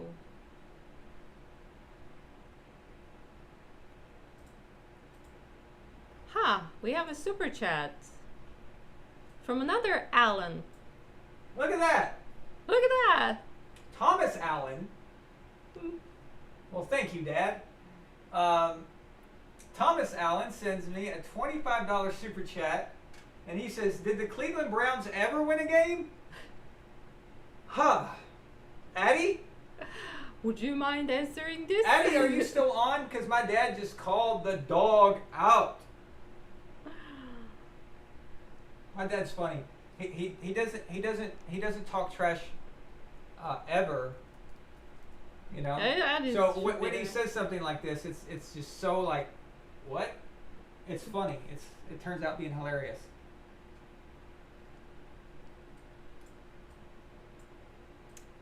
Do the Cleveland Browns ever win a game? They're terrible. We think they're on the rise. Now, I think they're a better team without Odell Beckham Jr., actually. For some reason, there's something about him that the team kind of... I think it's got to do with Baker. Okay, so Baker Mayfield, if you've got a quarterback that you're on a team with a wide receiver that it's all about me, throw me the ball, I want the ball, I'm the attention, I got that ball, right? It can be distracting. It's distracting! It's fucking distracting! Well, we're quoting all kinds of things, guys. We're always quoting, sorry. Can't help it. If you're interested, you can just ask us where these quotes are from. Yeah, exactly. So if Baker feels the pressure to constantly throw it to Odell Beckham Jr., those are forced throws. Those are things those aren't in his natural progression. But if he's covered, for example. But what if Odell's not on the team or not playing? Then Baker is free to just look for the open guy. And that's why we saw the Browns actually were better and went farther without Odell Beckham Jr. because he was injured. So we could see them on the come up. For Addie's sake, I hope. I really don't want Addie to die of alcohol poisoning. And I know he's going to drink himself to death if they don't win something. So to answer your question, Dad, did the Cleveland Browns ever win a game? Yes. Only recently, though. But this reminds me, when my dad was visiting here, he seriously asked me, he goes, did the Detroit Lions ever win a game? Because he says, they're always on Thanksgiving and they always lose. And I'm like, that's a good question. Me and my dad kept watching highlights, old highlights, different highlights of games for any decade. And every time the Lions were on, they lost. Every time. It was insane. It didn't matter what it was. They just lost. Every historical game that the Lions were a part of, they lost. It was just hilarious. This I'm talking about the lineup on YouTube. The YouTube algorithm kept producing games of Lions games that they lost. It was a hilarious situation. But thank you, Dad, for the $25. I appreciate it.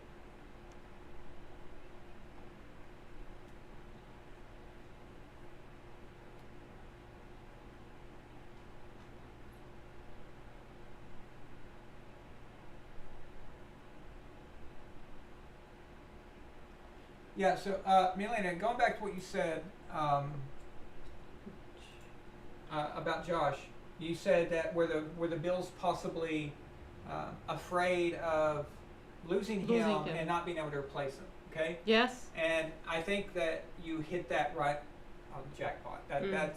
That's exactly what this is about. I've preached this here so many times. How you guys have heard me say, elite quarterbacks, great quarterbacks are hard to find. Yeah. Elite quarterbacks are even harder. It's almost impossible. Okay? Josh Allen's not elite. He's good. He could be great. But even at that, that's a rarity. Yeah. Okay? So look at all the quarterbacks getting paid right now who are mediocre as hell. Josh Allen's better than those guys. If Kirk Cousins is making what he's making, how much was Jared Goff getting paid? How much has Matthew Stafford been getting paid?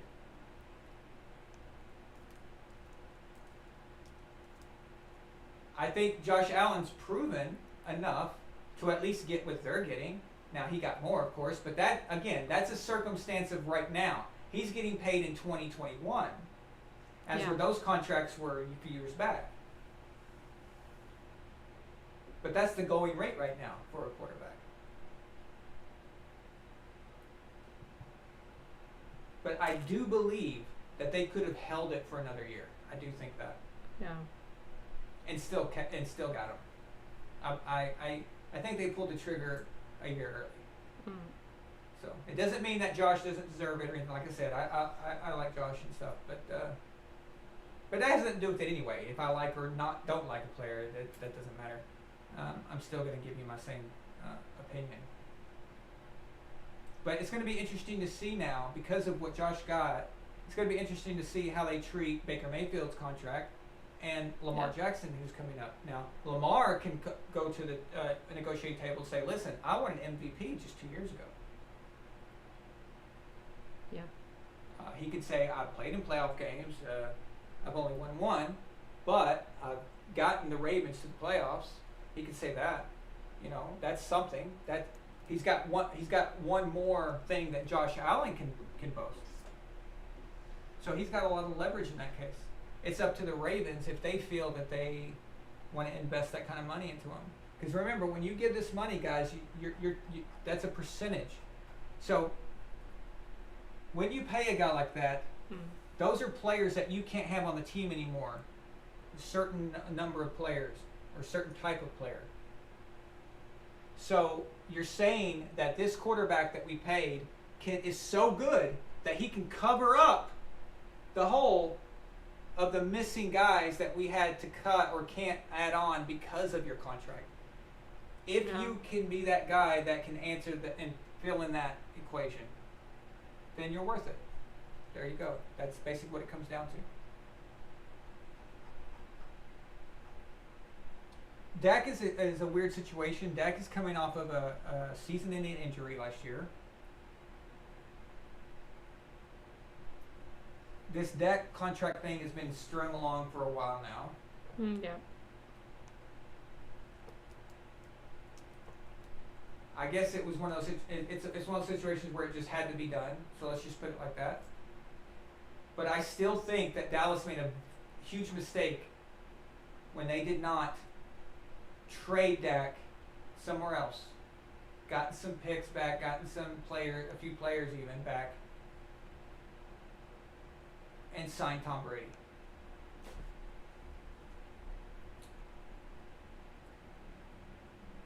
I think that was a tragic mistake.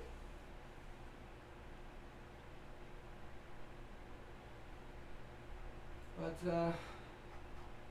not exactly relevant now, is it? Urban Meyer, NFL Urban Meyer. Does Tebow make the roster? I hope so. Just to burn everybody's butt. What didn't he make it?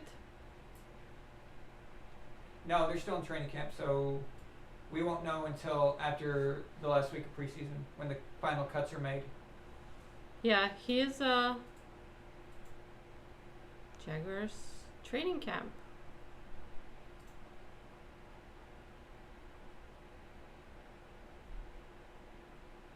Right.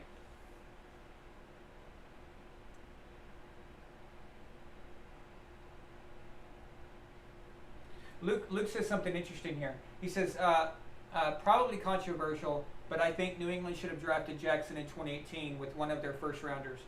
I don't like his archetype, but he's still very good. Okay.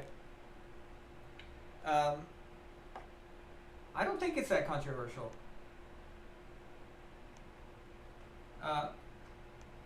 It would have been weird in 2018. But knowing what we know now, it wouldn't have been that bad. And because here's why. Lamar Jackson, I think, is a better player in New England. Because he has the Patriot way mentality. Do you know how I know that? Because the first year, his first year starting, when he took over for Joe Flacco, he couldn't throw. He couldn't throw. He was terrible. Yeah. And everybody made fun of him, called him a running back. He took a beating, okay, in the media, from the fans. And then over the summer, he did an interview, I remember on First Take, and he did over the summer. And he said, I hear y'all, I hear you. And he worked hard, and he developed a passing game. He developed an arm. He developed those skills. He comes back and wins MVP. And I remember saying to myself, that is the type of guy that you want. That's the mentality that you want.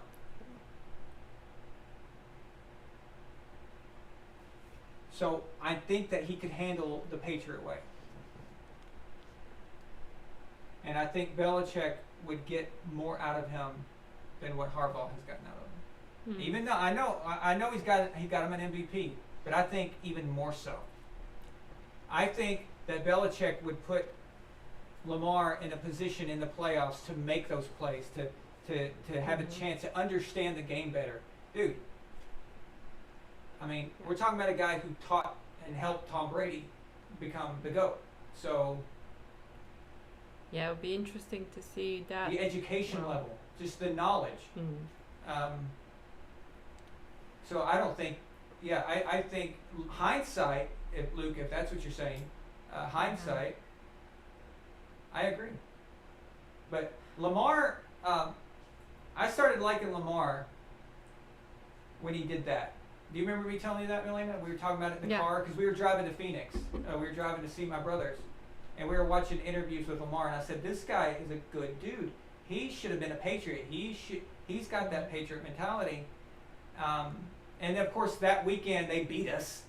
Oh, that was a rough game. Yeah. Ouch.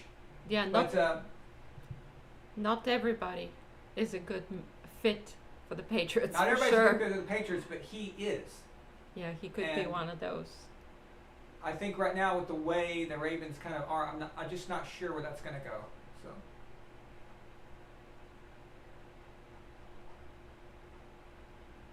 But ultimately, Luke. Okay.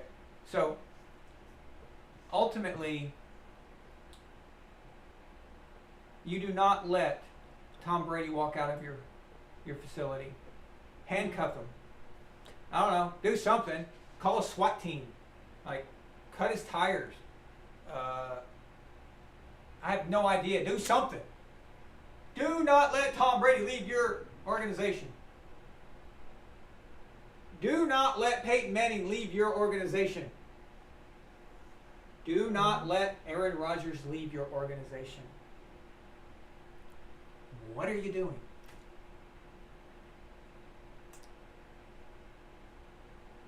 The chances of having something like that are so small. The chances of ever getting something like that again is so small.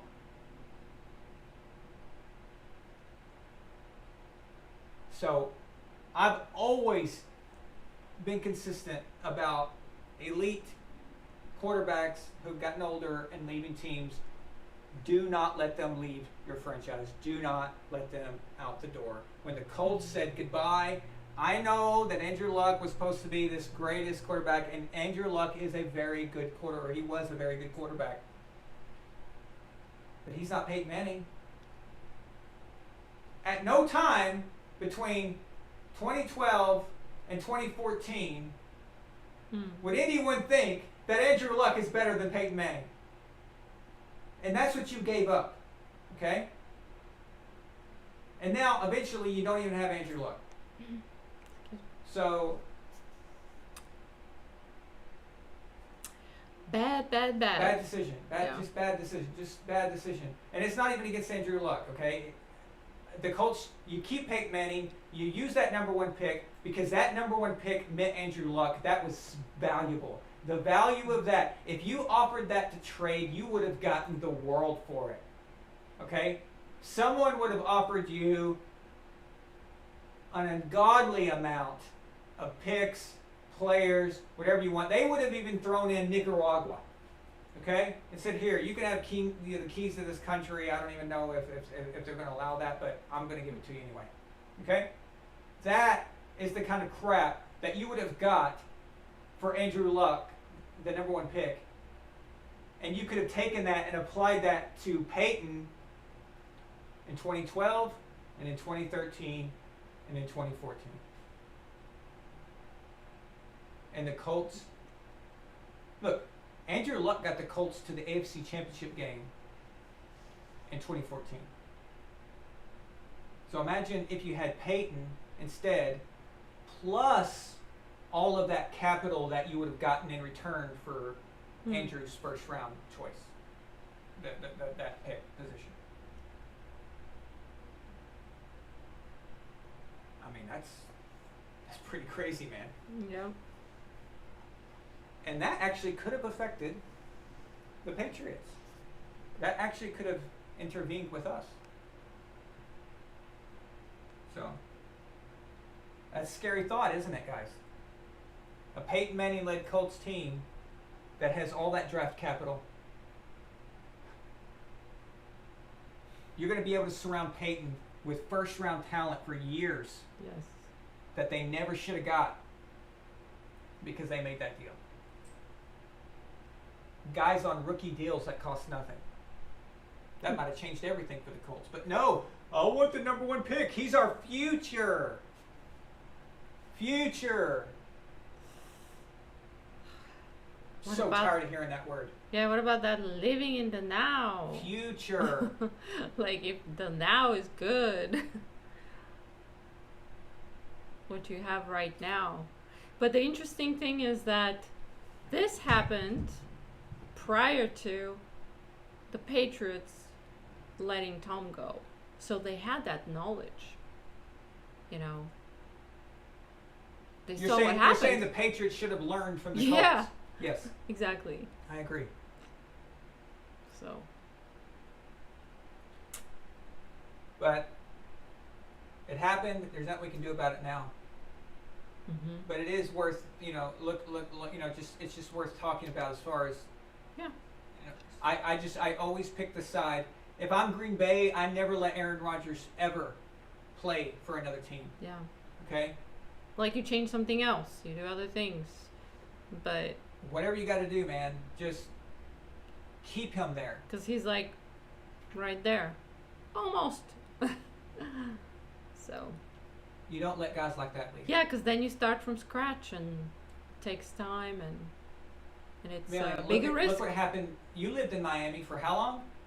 Look what happened with the Dolphins.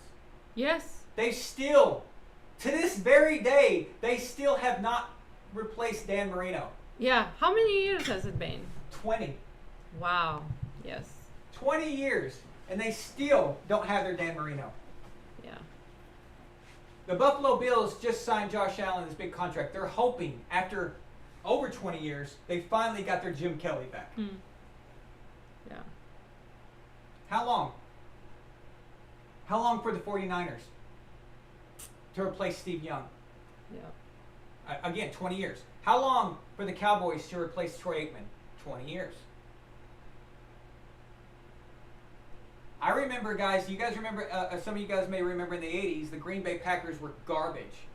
They were awful. The Packers were one of the worst teams. They were one of the laughing stocks. They were like the Patriots of the NFC. Yes, we were that bad, by the way. And so, a guy named Brett Favre comes along and brings the Packers, of course, along with Mike Holmgren. But Brett Favre to Shannon Sharp, that was, not Shannon, sorry, Sterling, his brother Sterling. That was a great connection. If Sterling didn't get injured, he'd be in the Hall of Fame right now. Sterling Sharp was the best wide receiver in the early 90s. Okay? I'll argue that all day long. But the point is that Brett Favre brought them back and made them relevant. And they were lucky enough to follow that up with Aaron Rodgers. The chances of that happening again are so low.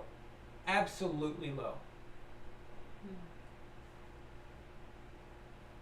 And hey, even Bill knew this.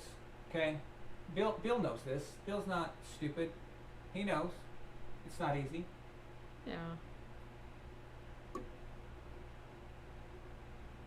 You just don't let these guys out your door. Even if they're not exactly playing wise, if you don't think that they're still what they were, their value in the locker room, their value to the organization, their value to the fans, the value and the belief of the team that they can win because that guy's out there is still more valuable than a hot shot young quarterback that hasn't proven anything.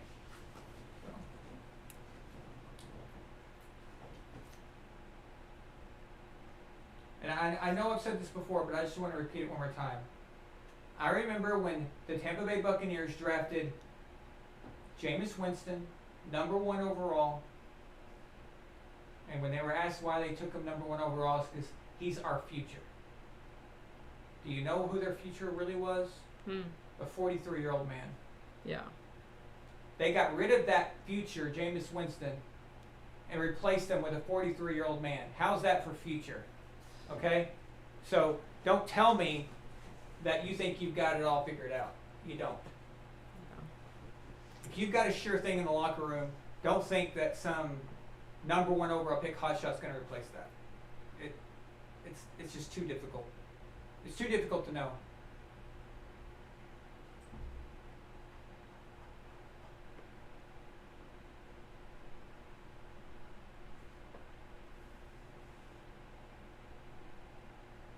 Skip Bayless said Andrew Luck was Michael Jordan with cleats. I don't even know what he means by that. I do know this. If I was the Colts right now, because you guys all know that Carson Wentz, of course, when your last name is Wentz, like you're wincing in pain, you know you're going to be made of glass. Carson Wentz is injured again.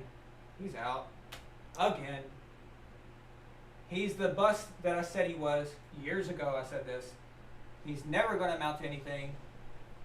He's got the wrong attitude. He's always had a bad attitude. Whatever. But if I'm the Colts, I'm calling up Philip Rivers. I say, Philip, can you stop procreating for 5 minutes and just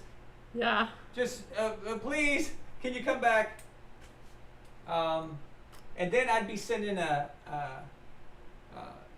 Russian death squad to Andrew Luck's home and saying, and giving him an ultimatum, saying, Andrew Luck, you either come back to the Colts or else, or we must break you. So go to Sibir. You will die. I'll send you to Sibir. If he dies, he Siberia. dies. Yes. But anyway, all joking aside, the Colts are in trouble again. So.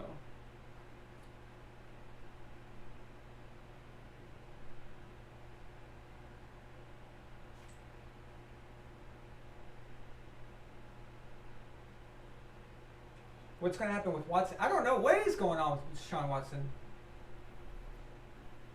From what it looks like to me, he's just guilty of soliciting prostitution. That's kind of the gist that I was getting from it. But, you know, I'm not even in the mood to talk about that.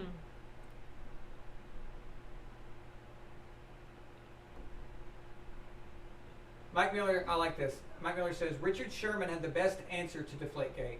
He said, I don't care if they use a basketball. We should be able to stop them. Amen. I like that. It's up to you to stop them moving the ball. It has nothing to do with the air in the ball. You know, your job is to stop them from moving the ball downfield. That's it. Yeah. Mike Miller says, I thought Dante Culpepper was Moreno's replacement. Yeah. You know, Dante Culpepper was actually a pretty damn good quarterback when he was in Minnesota.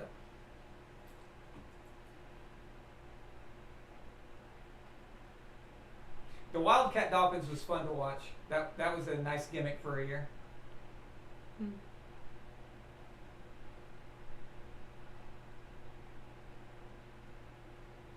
Am I saying that Jordan Love will be a bust?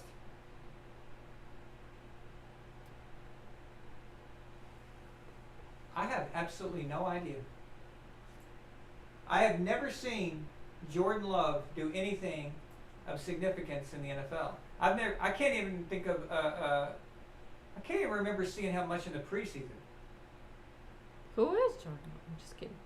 Jordan Love, do you remember, okay. So I remember who he is, but him. I'm like, he's not that important. Right, he's not. Yeah. But you'll remember him when I bring this up. Yeah. Do you remember when me, you, and Shaq were doing the draft show? Not in 2020, but 2019. And it was the Green Bay Packers, and they drafted a quarterback in the first round. Yeah, yeah. And I made that joke that well, they need to get Aaron Rodgers was asking for a wide receiver, so they need to go wide receiver. So I said they're going wide receiver. And you said something along the lines of, well, what about how would a starting quarterback feel if he got replaced? Exactly. Yeah. And then that happened. And then it happened. 30 seconds later, that was like, Jordan Love. Huh, must be interesting. Yeah. Exactly. Yeah. So I can't answer if he's going to be a bust or not because I've not seen him on the field. So I couldn't even give you an honest assessment. But I'm willing to wager that he's not Aaron Rodgers. And that's the point here. Yeah. Is that Aaron Rodgers is a sure thing.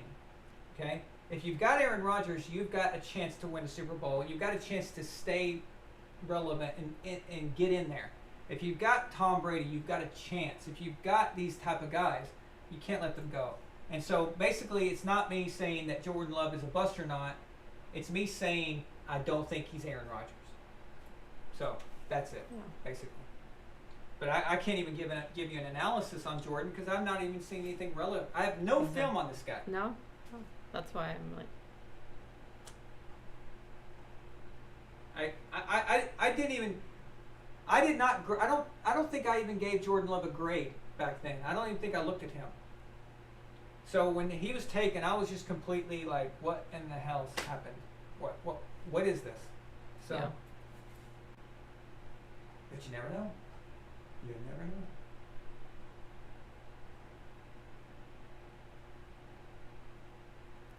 Yes, Miami was supposed to get Drew Brees. What do you think about that, Yelena? Yeah, well. So, Miami was actually supposed to get Drew Brees, and that would have made the AFC East very interesting over the last 15 years. Yeah, if it was but they were worried about his, I think it's his rotator cuff surgery, and so they didn't think that he was worth the risk, so they passed on him, and they signed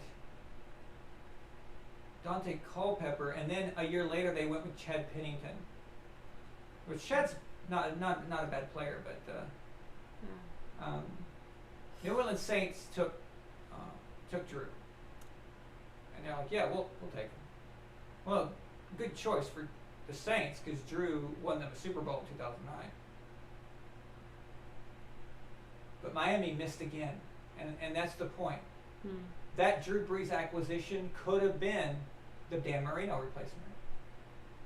So it just shows you that even when you come close, something happens to where you don't get it. So you can't get rid of these sure things.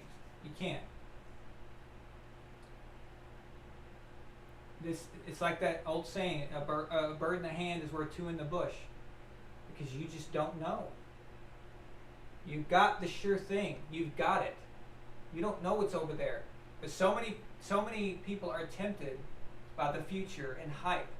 You guys remember the episode 2 of the Brady saga. I talk about how the owners draft these players over hype. And they don't really understand what these players are and what they're really about. And that's one of the biggest problems we have with quarterbacks being drafted #1 overall and then busting out. Not to mention the fact that when you're drafted #1 overall, you're going to a garbage team anyway. So that makes it even worse. I always joke and I say, if I'm a #1 prospect, I'm gonna write some kind of controversial tweet. So I'll drop 15 picks, so I can go to a decent team. Right.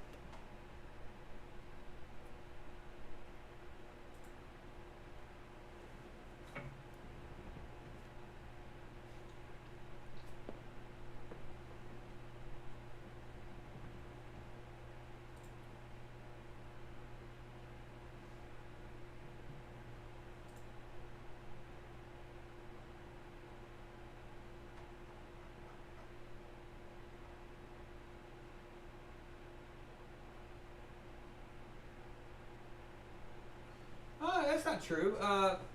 Drew Brees was a pretty decent quarterback in San Diego.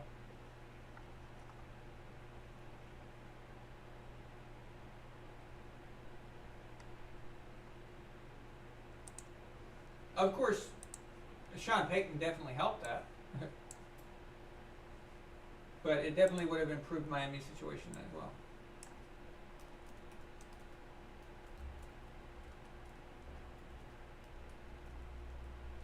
Hey, can you guys do me a favor and click the like button? I want to actually, I want to apologize, guys. I'm probably not going to be taking calls tonight. But I promise I will get you next time. I can't believe we've been on for over 3 hours. Wow. I didn't know that. Did you realize that? No, we were thinking of doing it like a 2-hour show. Yeah. Yeah.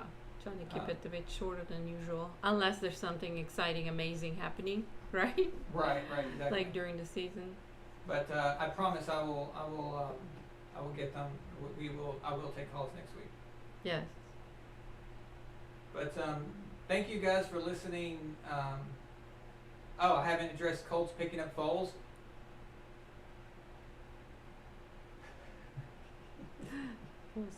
Well, that's just hilarious, isn't it? Hey, that means fear Nick Foles, okay? Yeah. So whenever Carson Wentz goes down and Nick Foles comes in to save the day, we should all be afraid. Very, very afraid. What can I say? I like Nick, by the way. Yeah. It's okay. I do not like Carson Wentz. I think he's an egotistical punk. And he has a bad attitude, and part of his bad attitude is why he lost the locker room in Philadelphia, and it's why I just think he's not good enough to be that arrogant. So.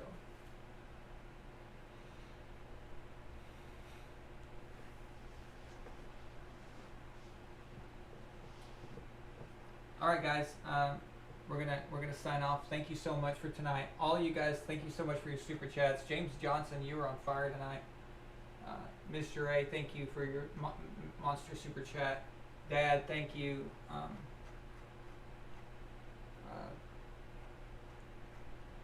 Addie, of course. Addie, I hope your Browns do something this year, man, for you.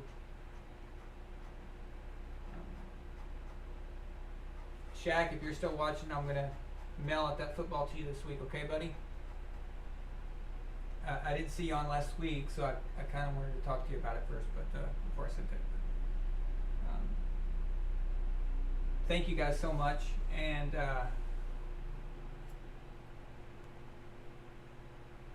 see you. We'll see you when we we'll see see you when we see you. Well, when's that? When I see you. When I see you. So Thank you guys for watching. We need to work out what the best nights are for the Yeah. show, because we experimented with Friday, we experimented with Saturday. I'm not seeing a difference in viewership, except I'm seeing some people on Friday nights, and then I lost some people on Friday nights, and then on Saturday nights I'm seeing some people come back, and then I lost a few Right. people from Friday nights. It's very confusing. So we're going to have to figure this out, what's best. Maybe I'll do a poll and see. Yes. We'll try that. So, all right. Thank you guys for watching once Thank again. you guys so much. See ya. Good night. Good night.